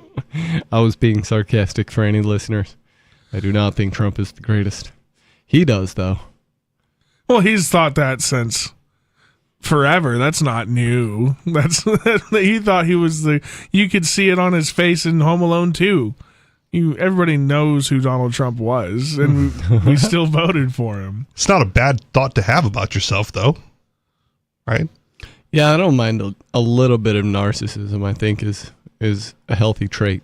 I'm the best. I'm the greatest. A little bit of controlled narcissism. I don't think his narcissism has any controls over it, though. Well, there's a difference between having I think his confidence. runs wild. There's a difference between having confidence in one's own abilities and being a narcissist. I think so. I think being like, yeah, I'm good at what I do, sure. But am I just the greatest of all time at everything I do? Probably not. Imagine what you could be if you actually thought that way, though. Well, but then you're always going to get beat. You always lose. At some point, you can be the greatest, but you always get old. Somebody's going to have a faster draw. He lost to Joe Biden and came back and beat Kamala Harris. Coming back stronger. That's definitely. Can you imagine what would happen if I lost to Sleepy Joe? What this country would become? Yeah. Well, and it comes back and like, you missed me. I warned you. Yeah. I don't think so great with me in charge. He took it so hard. I think he knows that this is all very much WWE. Well, I'm just talking about the mindset. He's leaned into the kayfabe. You just see that. I've talked about this before. If you look at where his money came from 2016 to 2024, it went from 60% being small dollar donations in 2016. So like the working folk, so in the quote unquote, right, was 60% the grassroots, of the grassroots, the blue collars, right, were 60% of his donations in 2016. Fast forward to 2024, and now 60% of his donations are coming from millionaire lobbyists like Mary Madelson. Right, so he's totally just leaned into the fake kayfabeness of it because he needed the money to get reelected because his ego wouldn't let it go. So he sold out to keep his ego intact. Yep. But at the same time, like, if you're donating to him, don't you want him to do what you ask? Right? You're buying a politician. Joe Biden admitted that in an interview in like the 70s. Mm-hmm. Yeah, it's so like what the whole you do is point you have lobbyists come to you and they give you money and then you do what they tell you to do. Well, the whole idea was That's we who were you supposed to be represent. the lobbyists that bought Trump. That was the idea of the MAGA movement, a guy that was bought out by the people. And you had him for 4 years. And when he came back, he just lied. When he came back, he's like, you guys didn't help me at all. Yeah, this in the time last election. I'm going with the big money paid now. for by Miriam Adelson or whatever her name is.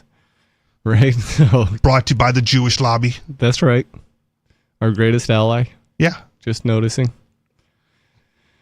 I guess the department. Mark Levin's. Have you heard Mark Levin's comment the other day about how he's not only he's not the first Jewish president, he's the first Jewish president to run and win in non-consecutive terms. So I guess you can see whose side he is on. And I don't think it's America's. So who's going to be the first Jewish president to win consecutive terms? J.D. Vance. Oh, I was going to say maybe Trump if he runs again. Yeah, maybe. He might. I don't doubt that he'll probably try to pull that at this point. Or has it already been done? Is it like one of the Bushes? I really want Trump to run for a third term. I kind of partially for the spectacle, but go ahead. I kind of do too because alternatively, you're probably going to end up with Gavin Newsom, right? Okay, yeah, well, maybe, yeah. But if this is my prediction, and I just want the guy who's going to be funnier, and to me, that's still Trump. Well, I'm predict this now. Like, if Trump gets his third term, if he's allowed to run for a third term, I want Barack Obama to come out of retirement and run for a third term. Like, that's the showdown the country deserves. Not Trump versus Newsom, not Trump versus AOC, but his whole feud is with Barack Obama, has been forever, right? And if he gets third term, Barack comes out. That probably is where they third got term showdown. This is the Dwayne Johnson, John Cena showdown. That's right. That's where they got the fan base the most polarized. So that's probably the best showdown they could have. Yeah, that's what I'm saying. So there's no way Gavin Newsom or AOC polls better than Barack Obama. This summer if they allow at SmackDown. Well, I think Trump I don't know versus some of the Obama. stuff about Obama. He's not as I don't think he's as popular as he once was, especially with like the amount of bombs he dropped on everybody. You think the Democrats care about that? Well, Nah, I think a lot of the old they forget all that stuff. I think and a lot of the people who voted for him in 2008 and 2012 are dead now, or getting close to. Like it's almost 20 years ago. People only remember the good stuff. Like after George Bush was done doing all his absolutely horrible stuff, people were like, "Oh man, he was a great president." At the time, he was young when he was president the first time, so he's still not too old to do it. Yeah. I guess would you vote? Would you vote for him if he ran again? No, I don't vote. You just want to watch it? No. Yes, I want the spectacle. What? I am here for the lulls. Why would we vote? Why would I vote? No, I think it's pointless too. But I've just I've got better things to do that day. I'm going to take a nap. Nap is far superior. Coming off the bench in priorities. Just not off the bench. He's an all-star coming off the bench. Well, that's what I mean. He's like out of retirement. Out of retirement in his prime, and then still's got what it takes to take down Trump. Yeah. I don't know. It would be probably more entertaining that way. I would go for that. The debate alone. Oh, man. Oh, let me be clear. This orange man has ruined our country. I don't know if he'd do that. Right? He's like, he had a lot more tact and decorum. I have Trump. hope. Let me be clear. There's hope. I am the hope candidate. You would not be able to get under his Trump would not be able to get under his skin to hope get him and off, change. to anger him like he did Joe Biden in the debates. Barack Obama will come off as far superior. See, that's the thing is like, oh man, intellectually, he would have to play the part of Trump actually got under his skin and actually got him riled for the first time out of all the people who took shots at him. He was always cool and collected. Like, okay, if Trump got him riled, then you know what I mean. Then you got a real smackdown shaping up. I wanted to stay home and eat sushi, but the people told me, they said, we got to get rid of this guy. So here I am. Superman has returned. We've got a caller on the line, so we're going to go to the phones. Looks like we've got Tom in New Hampshire. You're on Free Talk Live. What's on your mind? Well, the choice of words here. They say that the Coast Guard seized an oil tanker off the coast of Venezuela. Why don't they say what really happened is that the Coast Guard hijacked an oil tanker off the coast of Venezuela? It's sanctioned. The U.S. government imposed sanctions on that vessel. Governments cannot acquire authority by manufacturing documents. Okay, so the Coast Guard, they don't just detain people for deportation. They kidnap people. Okay, they didn't seize 3 oil tankers so far. They hijacked them. Okay, and now you can't propagandize the public with that rhetoric, though. Yeah, if you call it that, then nobody's going to support it, and everybody will just be very upset. Now, the other thing is the blockade of Venezuela. Now, when the Cuban Missile Crisis was going on, President Kennedy was talking of a military quarantine of Cuba, that all ships of whatever port or country, obviously bound for Cuban ports, will be boarded and searched. Those found to be carrying offensive weapons will be turned back. Okay, that's a quarantine is just short of a blockade. A blockade is an act of war. Now, the difference there is the blockade is an act of war. Trump has crossed that line in committing an act of war, a military blockade against Venezuela. And it would be hilarious if the Chinese Coast Guard decides to start escorting vessels to and from Venezuela because they want the oil, or for whatever other reason, then see what Trump is going to do about it. And then we have World War III. Or Russia. Then one of you guys said that Russia's already got a tanker in the area? I heard a rumor of it, unsubstantiated. All right. That's not what I would call hilarious, though, Okay. but Tom seems to think that would be funny. Well, the thing is that one of these vessels I'm reading in the news that it was false flagged and that they can board it, but that doesn't mean that they can hijack it. I mean, governments cannot acquire authority by manufacturing documents. And the reason they're running under false flags and without their transponders on, whatever you call them, is because they don't want to get hijacked by the U.S. Coast Guard. So it's not really a false flag, it's witness protection. Yeah. So we have to change our identity so you guys don't attack us. Yeah. So that's pretty much what it's like. The guy is a total crazy idiot, but what do you expect when you have a two-party system and one party nominates an old man who lost his marbles and the other party nominates a madman who never had any marbles to begin with? This is what happens. They've got to adopt this ranked choice voting, which I think would have motivated a lot more people to vote for other parties. And then, okay, well, who's worse, Trump or Biden? It would become a moot point if enough people would have been unafraid to vote for Oliver. But now you just get all these people saying, Oliver who? Oh, or Joe Jorgensen the first time around, right? Yeah, you had your opportunity to actually elect the first female president who wasn't a warmonger or a deep stater. I was the first one to sign her petition. It was outside the New Hampshire State House on the day of filing.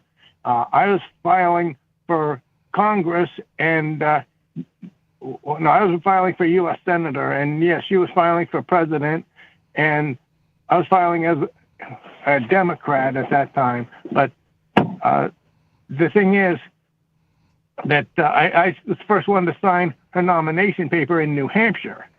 So then they got to have a lot more signatures and pay a lot more fees to get listed in the ballots. And that's in order to make it more difficult because, and then they whine like crybabies when bad candidates get elected and they impose bad laws and cops get themselves killed enforcing those unjust laws. Was she not on the ballot? I thought she was on the ballot in all the states. She was on the ballot, but they have to spend a lot more time. They make it more difficult for anybody who's not a Republican. So, and then they were complaining when I got elected, what's the big idea running as a Republican? When you're a libertarian. Well, what do you expect? It was true. I was a Republican, and I'm a Republican now. Just ask the town clerk. See, he's a Republican. That's the definition of a Republican. And in fact, that's the definition of a libertarian, much to the dismay of some of the libertarian big shots in 2018 when I filed as a libertarian for the 2nd District seat, which, by the way, is where Keene, New Hampshire, where your studio is. That would have been mine if I had gotten elected. And they had Justin O'Donnell. He was the one that they wanted to run.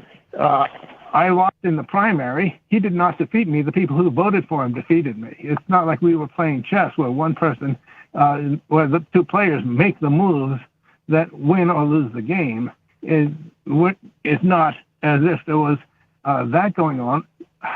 Libertarians do seem to be strategically incompetent in a lot of ways. Well, the party's hijacked, for one. Well, for how long? Forever. Look at the contradictions of the statists. Well, if you don't like the laws that the cops enforce, then change the laws. Well, excuse me, how are we supposed to change the laws? Yeah, good luck with that. Good luck trying to persuade people who. What we're supposed to do is they shut off their crazies. We're not supposed to follow them into the voting booth with a knife to their throat and tell them we're going to kill you if you vote wrong. No, you're not allowed to intimidate the voters. Well, how are we supposed to get them to stop voting wrong? And, if you park in a crosswalk and you got to pay the price in dollars, that's a deterrent. And if they vote wrong and, somebody's got to tell them, you see those 5 cops that got themselves shot on April 2012 in the town of Greenland, New Hampshire? See, that's what happened. You didn't pull the trigger, but you pulled the lever. And so don't whine like a crybaby every time some poor defenseless cop chooses to get themselves killed. One of them, the Greenland police chief, died. The other 4 got shot and wounded. And if any of them are listening right now, it serves you right, punk, because you deliberately and maliciously joined an organized force that is on a mission to intimidate the humans into obeying a multitude of blatantly unjust laws. I'll suggest that if the party's been hijacked forever, that's the party, right? Like that's it. It is what it is, hijacked or not. The people that were originally there and have been kicked out due to the hijacking have 50 years now to reform another third party and just let the Libertarian Party be the hijacked party. Yeah, you can't have a party that's not willing to play ball with, the, I don't know, whatever you want to call it, the deep state, money? Right? Yeah, there you go. The people who own the dollars, the guys who actually set the rules. Capital, right? They own the Federal Reserve owns the dollar. They have the money. Are you suggesting that the two-party system hijacked the Libertarian Party? The oil company. Yeah, well, simply put, yeah. Okay. The United States has fought wars over oil. Venezuela is loaded with oil. Iraq was loaded with oil. I mean, the U.S., the Central Intelligence Agency, ran a fake news operation in 1953 to topple the duly elected leader, president of Iran, who wanted to nationalize British petroleum. And because, oh no, we can't let them decide who is going to sell and operate the oil in that country. It's their country. That's our oil because we're us. This whole attitude. And on top of that, during the Second World War, General Eisenhower made a cross-country trip, a road trip, just to write down all the stupid things with the different roads and everything, a lack of signs, whatever problems they ran into, and said, this would be a whole lot better if we had super highways from coast to coast. And so that's why it's called the Eisenhower Interstate System after he got into the presidency. Yes, and they foolishly have Eisenhower Interstate System in Hawaii. Oh, yeah, Interstate H1 and Interstate H2 out there on Oahu Island. And you've got this interstate system doesn't connect to any other state. Yeah, it's not exactly interstate, is it? But it's part of the Eisenhower Interstate System. It's thing is that you've got these people building these interstate highways, and then they got everybody brainwashed into thinking that it's perfectly okay not to give a flying duck about pedestrians. Let's plow the snow off the street onto the sidewalk and just leave it there. And somehow so many people are convinced that the street is the city's job, but the sidewalk is not. Even if you draw the property line, is the sidewalk part of the city's land? If so, then why should the homeowner have to shovel it? And if it's part of the property owner, the homeowner's land, then doesn't the homeowner by rights have a right to dig up the sidewalk and put in flower beds and prohibit trespass on that land? I don't know exactly where you live, and you don't have to share it, but I live in Manchester, and when they plow the snow and it ends up on the sidewalk, the pedestrians just walk in the street, and the cars are just more aware of the pedestrians. And people get killed in February of 2014. Robert Jerome, 63-year-old man, was killed in Nashua by a hit-and-run driver. Had to walk in West Hollis Street because the punks plow snow off the street onto the sidewalk and leave it there. And there's no place to shovel it to because the buildings are right up against the sidewalk. one death in 11 years is not a very compelling argument to not do that.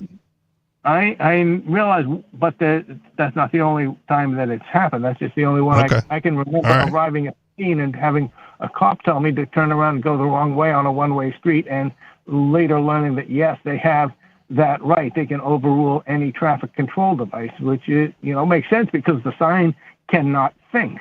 Okay, so and I realize, they have to close the intersection and they have to turn around and go the other way. I don't have a problem. I got waved through a red light. I just drove right through it as per the cop's instruction. Yeah, and that's because of a traffic light can't think. So I don't really have a problem with that. It's okay. That, I don't know what point you're driving at. Is that, well, you're trying to walk home from the saloon after you've had a drink or 10. At some corners, you don't even find a painted crosswalk. But when the freight train is crossing the street, people who could get killed are people in cars, people who matter. So lights flash, bells clang, gates drop, and the horn sounds to protect people in cars. And when, let's see now. Do you need a crosswalk to tell you it's safe to cross the street? No, I don't. All right. But it would help if there was crosswalk lights. If they have money for traffic lights, they got money for crosswalk. No, you just wait till it's safe. Yeah. But then what about... Yeah, all these safety features actually make things less safe. Because pedestrians think they have the right of way and they'll step out into the crosswalk. They do in Keene. They have the right of way. The pedestrians. Yeah. And they always step right out into the crosswalk. Yeah. You really got to be foolish. watching. 3,000-pound death machine versus flesh popsicle. Yep. A lot of times it seems like those guys are trying to get run over. Yeah, because you get a settlement later. You get to sue. Mm-hmm. In Oregon, that's a big deal. You got to watch out for tweakers jumping in front of your car at night because the entire state, the pedestrian has the right of way. So that's a big scam tactic is jump out and try to get hit. A lot of tweakers in Oregon. Oh, dude, so many. Deathmobile gets the right of way. Meat popsicle looks both ways. It crosses when safe. Yeah. What they got to do, though, solution. Problem solved. There are plenty of streets that don't even have a sidewalk, and you get, and the pedestrians walk in the street, and cars are aware of it. Mm-hmm. And pedestrians should be smart. I don't know if it's the law, but the common practice is, for safety, you walk against the flow of traffic. Yeah. Right? So the car sees you walking towards them instead of like having your back turned to it. I just put on my boots and my gaiters and I walk in the snow because I'm not trying to get run over by a car and I know the risk. There you go. also a solution. Yeah. Thanks for the call tonight, Tom. Give us a call, 603-283-6160. It's Free Talk Live. Hey, you are going to love the movie Victimless Crime Spree. It's hilarious, heartwarming, and carries a ton of inspiring freedom messages. Feeling down about the lack of liberty in your life? You need to put on this film with some friends and have a good laugh. It's a true story about me and my friends in New Hampshire living free, singing, dancing, and getting arrested. Of course, it's all on video, and the bad guys, the cops, judges, bailiffs, and sheriffs, they all play their part like it's out of a movie or something. You would think we scripted the whole thing, but it's real life. Go ahead and have a watch, and if it's been a while, have another look. I guarantee you'll notice things now that you didn't notice before. And the best part is that you're going to walk away feeling a renewed sense of your own power. You are the master of your destiny, and you will be free in your lifetime. Victimless Crime Spree. From Feature Story News in Washington, I'm Jagruti Dave with the Week in Review. The European Union has agreed to provide Ukraine with a loan worth $105 billion to help finance the country for the next 2 years. Ultimately, the bloc failed to agree on a plan to use frozen Russian assets to fund the loan, instead borrowing the money backed by the EU's common budget. William Denslow reports from Brussels. Instead of using frozen Russian assets, Ukraine will receive a reparations loan to the tune of $105 billion coming from funds guaranteed by the common EU budget. Ultimately, the use of those frozen Russian assets proved too politically sensitive for some member states, most namely Belgium, worried about the legal and financial ramifications of using them, as most of those assets reside here in Belgium. TikTok said this week it signed a joint venture deal with investors that would allow the company to maintain operations in the United States and avoid a ban threat over its Chinese ownership. The deal is a milestone for the short video app used regularly by more than 170 million Americans. Laura Westbrook has more from Hong Kong. TikTok CEO Shou Zi-Chew reportedly told employees that the company and ByteDance signed binding agreements to create a U.S. joint venture, majority owned by American investors. Under the deal, American and global investors will hold an 80.1% stake, while ByteDance will retain a 19.9% stake in the new joint venture after its divestiture. Chu reportedly said there is still more work to be done before the deal is finalized. In other big news this week, President Trump ordered a total and complete blockade of sanctioned oil tankers entering and leaving Venezuela in a dramatic escalation with the South American nation, which has included strikes against dozens of alleged drug boats and the seizure of an oil tanker. In a social media post, the president also declared the Maduro government a foreign terrorist organization, paving the way for more military action. Tony Waterman has more from Washington. It's unclear how exactly oil tankers will be stopped from entering or leaving Venezuela, but the U.S. has amassed thousands of troops and nearly a dozen warships in the Caribbean in recent months. It's all part of a pressure campaign to topple the government of President Nicolas Maduro. The Trump administration says it's fighting narco-terrorists, but critics say this is, in part, about oil. Venezuela has the world's largest proven oil reserves, and the industry is the main source of income in the country. The Venezuelan government has called this latest threat from President Trump grotesque and warmongering threats. That was the Week in Review from Feature Story News. I'm Jagrati Dave in Washington. You can help spread the ideas of liberty with our Patreon for just $5 per month at amps.freetalklive.com.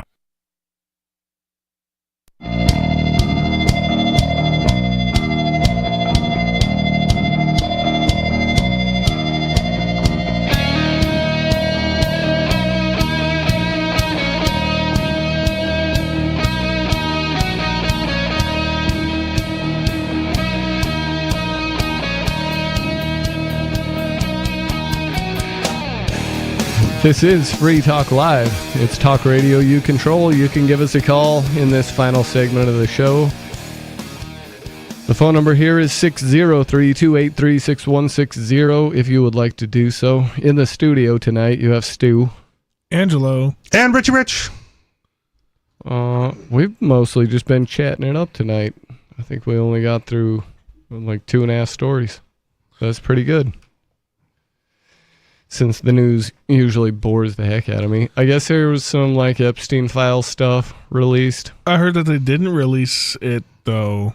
They released it like completely redacted. Yeah, I heard there were like a bunch of pages that were just straight black. Like not even white spaces in between. So, it's just the whole page was black. This is me giving them the benefit of the doubt, right? I'm assuming that those particular pages are child sex abuse photos that probably ought to be redacted in some form.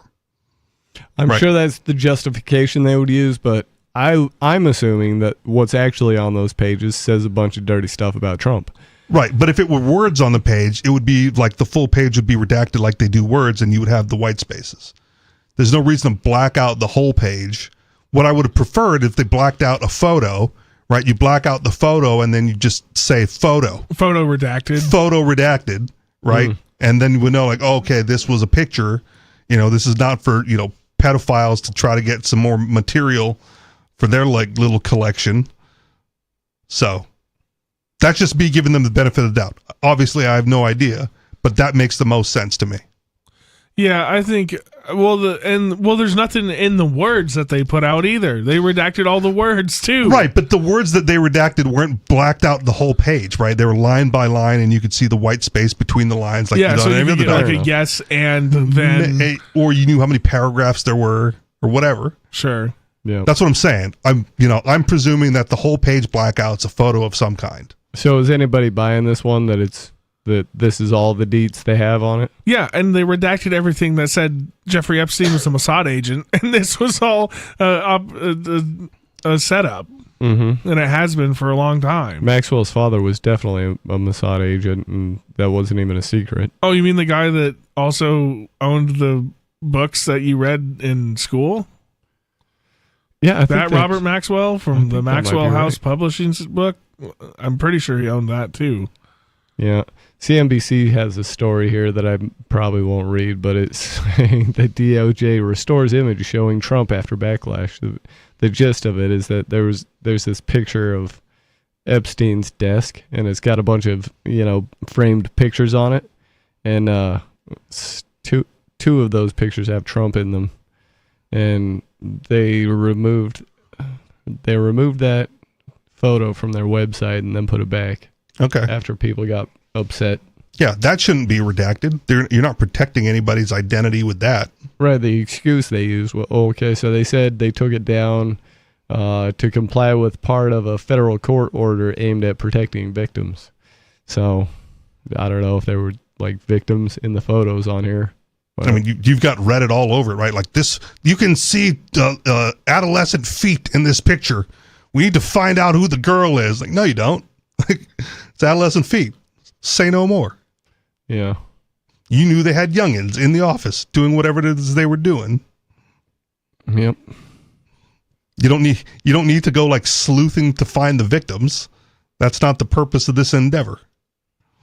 No, yeah, I don't care. Not that I don't care about who the victim was. I'm more concerned about who was in the room with this underage person. I don't really care about who the underage person is. I just know they're underage and they're in a room full of a bunch of rich, powerful people doing God knows what. So in those photos, I don't think you need to redact the whole photo, just like the part of the photo that shows the underage victim. Yeah. Right. Well, so, and that's the thing too, is they keep redirecting the story as if it's a story about victims of, sexual predation. That's not what this story is about. That's a component of it. That's the component of the story, how they use that type of material to keep people under their control. It's a blackmail operation run by an intelligence agency. That's the story. But they don't, by only talking about victim protection and things like that, they make the story only about that. And then Trump's like, Epstein who? And then his guy's like, oh, Epstein definitely killed himself. And, and half of Trump's base is outraged by it. It's weird that Jeffrey Epstein's the only pedophile that people want to be alive. That is a good point.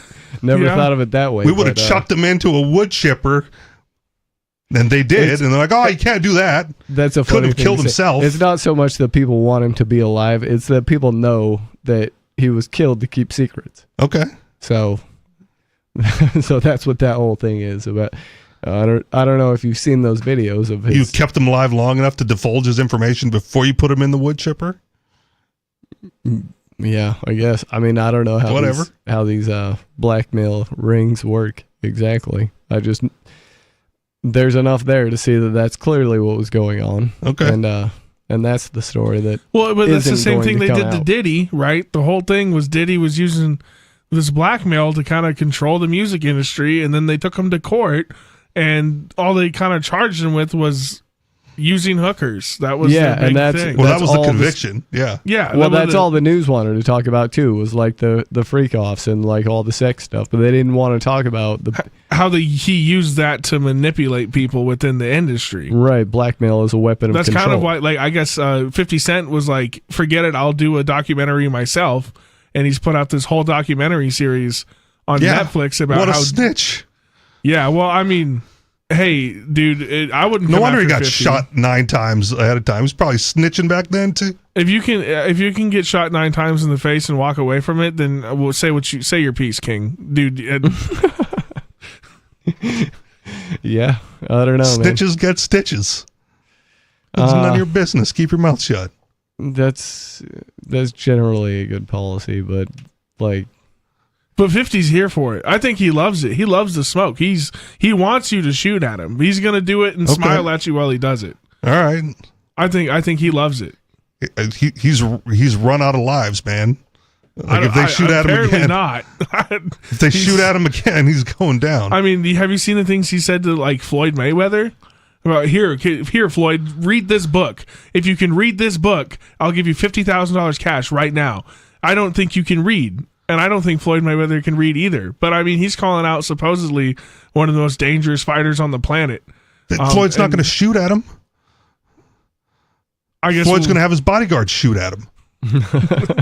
Hasn't happened yet. Yeah, that's on Floyd. I haven't paid too much attention to that aspect of things, but that's interesting. Rappers get shot all the time. Yeah. Just not as well known as 50 Cent.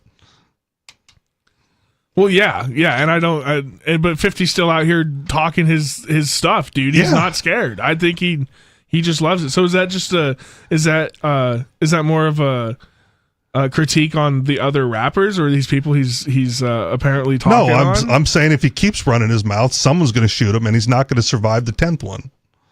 I don't think he cares. Fine if he doesn't care, but if the goal is to like stay alive, if he's got like the biological imperative for life, he should probably just keep his mouth shut. To quote him, many men wish death upon me. Yes, I get it. Because he's survived so many, and I just don't think he's got another survival in him. You think this is the last one? He's got to watch out what he says about what I'm saying is, if he runs his mouth the wrong way and someone does take a shot at him, they will make sure that he is in the grave. You think the next one's going to count, is what you're saying? That's all I'm saying. All right. I'm not saying someone should or that they would, but I'm saying if you got shot 9 times and survived like nine attempts on your life, right? You've ran out of luck, and the 10th one's going to matter. Well, maybe he just thinks he's the greatest. He might think that, but he's still human. He's not a god. I don't know the history of assassination attempts on 50 Cent. There's like 9 attempts. Get 9 attempts, seriously. Or whatever, or he got shot 9 times. That's why when he first came out, he's like wearing the bulletproof vest, and it was part of his shtick and his gimmick. Well, and if you saw his teeth used to be messed up really early in his career, and then he got his jaw blown off, and they had to refix it. So he got all new teeth. Yeah. Fix his smile. Huh. I didn't know any of that stuff about that guy. It's okay. I'm just saying. Like the next one's gonna count. You don't get to survive that many attempts. Especially snitching. I don't know. There's George Washington had like is holes in his hat. Is he snitching? Maybe he's magical like that. Well, is he snitching? That's only 4. We got like 50, he's got twice on that. The industry? Like, I don't think he's really talking about like who cares? Does he have any loyalty to the music industry? Would it really be snitching at that point? It's not like these are his friends. These are obviously ops, and he's just airing their stuff out for everybody to laugh at. Yeah, that's the point of snitching, right? Like he's got nothing to do with the Diddy parties, right? And he's just going like, I've got the receipts. It's going to be me who shows up the receipts. I will let the public know what really went on because I got the receipts. Like it's any of his business. Well, he might be the only one who's powerful enough to drop the receipts and not worry about any repercussions, though. They had it all. They had a whole bunch in the courts. They had all the evidence. They just couldn't get a conviction on the important stuff. Well, I also heard that there was like some guy after the fact did like an interview, and it turns out that he was like, he was a diehard Diddy fan the whole time, just lied to stay on like in the court. Okay, so he nullified the jury. Good on him. It's part of the American system. Well, I just don't think he was going to get in trouble for any of it to begin with. This was just like a horse and pony show. They trotted him out to make it look like, hey, we're going to do something about this guy, and then just didn't. Well, I mean, they got him on the lesser stuff that does the non-crime stuff.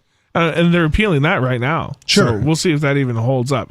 Diddy's not going to spend a day in actual prison. He's been in actual prison. They wouldn't let him out. Yeah, he was. Was he in jail or prison? Like, those are two, like... I don't know. He was locked up. I'm sure they treated him very nicely. I wonder if that whole thing was, WWE style, just a distraction. It all is at this point. Yeah. It's your time to go on trial, Diddy? Yeah, for the freak-offs? I really feel like every time they run a story like that, they're trying real hard to not have you look at something that's actually important. All right. But, yeah, who knows? And blackmail only works if you're embarrassed and care about what you're doing. Mm-hmm. And I think, was it Walter Block? Somebody.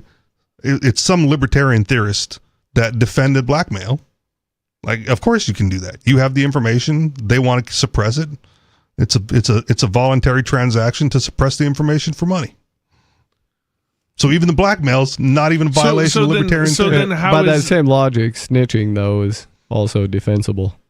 Yeah, fine. Yeah, because that's like, the open market. Then the open market's getting to decide on if this guy's worth doing business with, if he's going to do blackmail. But it's culturally unacceptable within the rap game. Oh, American culture is garbage anyway. So okay. I don't know. I mean, yeah, I see what you're saying. That is the reality that you'll deal with. Snitches. He's absolutely Snitches allowed to do snitch. Get stitches. Well, but I don't 50's think they also come necessarily always get stitches. Well, he's also come out and kind of like made fun of like the hood mindset of like staying in there. He wants to be as far away from that stuff as possible. He's a businessman. He's gone full capitalist grind set. He wants to make money. So like, forget the hood, forget loyalties. I'll air it out if it makes me money, and it's gonna make him money because people are watching it. It's gonna get him shot. Yeah, good. Well, I hope mean, he makes enough money to make up for getting shot again. Nip wanted to help the hood, and they shot him too. So what? What's the? What do you get shot if you help him? You get shot if you don't. That's part of the rap culture. Yeah, true. Yeah. That is part of the culture. You can either beef on the next album or beef in the streets. Rapper beef. What do you think about the whole part about him saying Diddy had something to do with Pac and Biggie's death? Do you think that would be? Do you think there's anything to that, or? I mean, if he's got the receipts, drop the receipts, or keep your mouth shut. All right. Have you watched the? No. I think you should go take a peek. Maybe see what 50 has to say about it. Maybe he's got some receipts. I don't want to participate in his snitching. You don't want to get rolled up on for. I don't want to know. Associated. You don't want to know. You didn't hear nothing. Didn't see nothing. If you're gonna do it, put it in the album. Just keep your mouth pushing. Shut. Put it in the album. Oh, that's pretty good. Should be a diss track, not an ABC interview. That's crazy. I didn't know we were on a no jumper right now. DJ Vlad, where are we at? Man, I don't know. I think rap beefs have been going on since the beginning of rap, and it's always been diss tracks. Tie it back to the blackmail thing. Okay, if you're gonna do it as like a business practice, but is it something that should be going on in the idea of like buying off your politicians with said blackmail?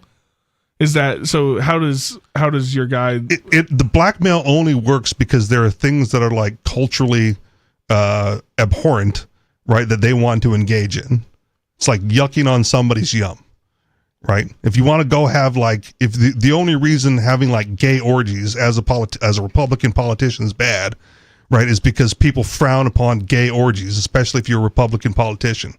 But if it were like culturally acceptable to just have a gay orgy, then you can't blackmail a politician for participating in one because it's just a normal thing to do. True, but do you really want to just live in a? Not saying that gay orgies are bad.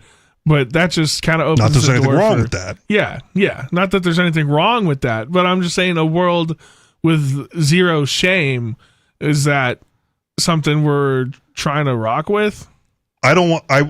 I want shame to be associated with like rights violations, not personal preferences in what you do in your free time. That's fair, but isn't society always going to find things that the society itself finds abhorrent? Yes, and that's why blackmail can exist, right? Like that's the problem, I guess. So, but church lady's gonna be like, "Oh, we don't like Sodom and Gomorrah." You're like, "All right, well, I guess I got to pay the fee in order to be the pastor." Like, all right, pay the fee then. Oh, all right. Here's a funny one. We probably got time to kind of get into.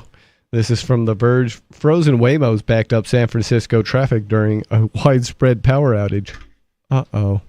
A power outage struck San Francisco on Saturday that blacked out about 130,000 customers at its peak, according to Pacific Gas and Electric Company. Oh, PG&E. Those guys are so good at their jobs. But also caused another problem. Stranded Waymo vehicles. Posts all over social media showed the company's autonomous SUVs sitting in the streets and causing traffic jams. I saw one going the wrong way. Is it because the Wi-Fi got knocked out, or what happened? What is that? I'm not sure. Some people posted videos of Teslas using their FSD feature to navigate the same streets, and Elon Musk tweeted that Tesla robotaxis were unaffected by the San Francisco power outage. In response to an inquiry from The Verge, Waymo spokesperson Suzanne Filion sent a statement saying, "We have temporarily suspended our ride-hailing services given the broad power outage in San Francisco. We are focused on keeping our riders safe and ensuring emergency personnel have the clear access they need to do their work." PG&E reported as of 7 a.m. Pacific time that crews have restored about 110,000 customers. It's because the Indians in the call center couldn't actually see the road anymore. Exactly why the cars weren't moving remains unclear, with no public updates we could find on the company's social media channels, but speculation centered on spotty wireless data connections with cell towers either down or overloaded by people who no longer had access to Wi-Fi, and or the street lights that weren't operating without power. So wait, hold on. You think the Waymo cars are they're remote piloted by a bunch of Indians? There have been several instances where the autonomous robotaxi companies have been caught under that very condition. Maybe not Indians, What? but when they weren't actually robos, they were like cheap labor in a call center remotely driving the vehicles. Wow. I'd much rather have a robot than some stranger in a...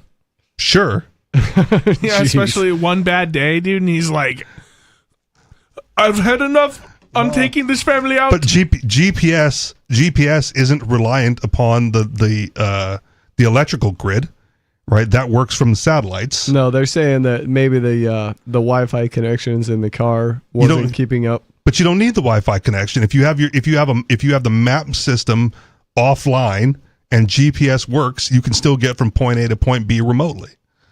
There's no reason. That's if you have the GPS set up. I've noticed on my phone, I can't search for a new location, but if my map is running while I go out of service, it'll stay connected to my map. It'll find it if you download the map into offline mode. I guess, yeah. How big of an offline mode are they downloading? It's not that much data. If you're running in just San Francisco, how much offline data do you need? That's like a megabyte? According to a company blog post, it reaches out to a human response agent when the car encounters unique interactions, providing them with live and recorded views from its cameras, okay, so it is. in addition to a 3D map of what the sensors are picking up. However, those may require bandwidth that's hard to find during significant power outage. So is AI just Indian in call center? Yeah. We'll find out that ChatGPT is just some Indian guy in a call center just scrambling trying to find words. Look, you like YouTube and rabbit holes, go down this one, man. They've been caught a bunch of times where they proposed that something was AI and it wasn't. It was just I saw that with the robots. They did the robot bartenders. Yeah. And it was supposed to be all autonomous, but it was really somebody underneath the table with the remote. But no, this is remotely in a call center driving your car or whatever, or messing with the robot on stage. They've been busted. So is it just a scam to get people to invest in their company through the AI boom? Is this like a .com bubble scam thing? Sort of. I don't want to call it a scam necessarily. Well, not a scam, but you're lying to investors if you're saying, hey, we're a self-driving car, invest in us, and they give you money or you buy their stock on the public. That's fraud. Have you? Well, okay, sure, yeah, but have you watched any documentaries on Steve Jobs? Yeah, well, I know how much of a scumbag he is. Right. So at some stages of his product launch, right, he didn't have the actual product. So he fudged it on stage to build the hype, to build the momentum, to get the investment, and then he used the investment to build the actual product, right? So you pretend like you've got this autonomous robot, it's an Indian at a call center, a whole bunch of money flows in, and all of a sudden you've got the funding to actually build the robot, and it'll come out a few years down the line and not need the Indian at the call center. But if you don't fudge that front end, right, then the whole project falls apart and you don't get the autonomous robot on the back end. Yeah, but that doesn't mean you're not lying to people to begin with. I'm not disputing that. I'm just saying it's a common practice amongst technology companies, and the AI and the autonomous and the Waymo, not Waymo directly, but the robo-taxi companies have been caught with people in call centers, as Stu just mentioned, right, driving the vehicle for you instead of a robo-taxi. You've got Indian in a call center with an Xbox controller, Grand Theft Autoing you through the streets of San Francisco. Yep, that's so terrifying. Scary. The writer of this article goes on to say that they couldn't find any statistics on how many remote assistance operators Waymo has available at any given time. 20,000, the entire fleet. In November, the company announced it passed a third-party audit by TÜV Süd, a German tech inspection company that evaluated its remote assistance program against industry best practices. Now you got to research that company. Yep. See if it's legit. That's right. Right. A long time ago, I worked at a sales job as an enrollment counselor for a shady online university. And me and another guy who was there like temporarily, like, what is going on here? Because like the bosses tell us we're accredited. They show us like, oh, the accreditation certificate.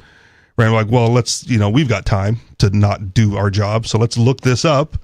And turns out like it was a scam accreditation agency run by the president of the university's father, just signed off on stuff.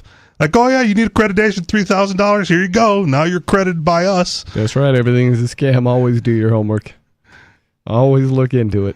So is that not how they did it with the real accreditation, like through the university systems? Isn't it just somebody's dad signing off on your stuff? Probably started that way until they got enough investment, enough momentum backing it. Somebody's much more reputable dad is the thing, right? So it's just the reputation of the dad signing the thing that makes any difference. To me, the one's as good as the other. That's all we have for this week. We'll be back on Saturday. Thanks for listening. This has been Free Talk Live.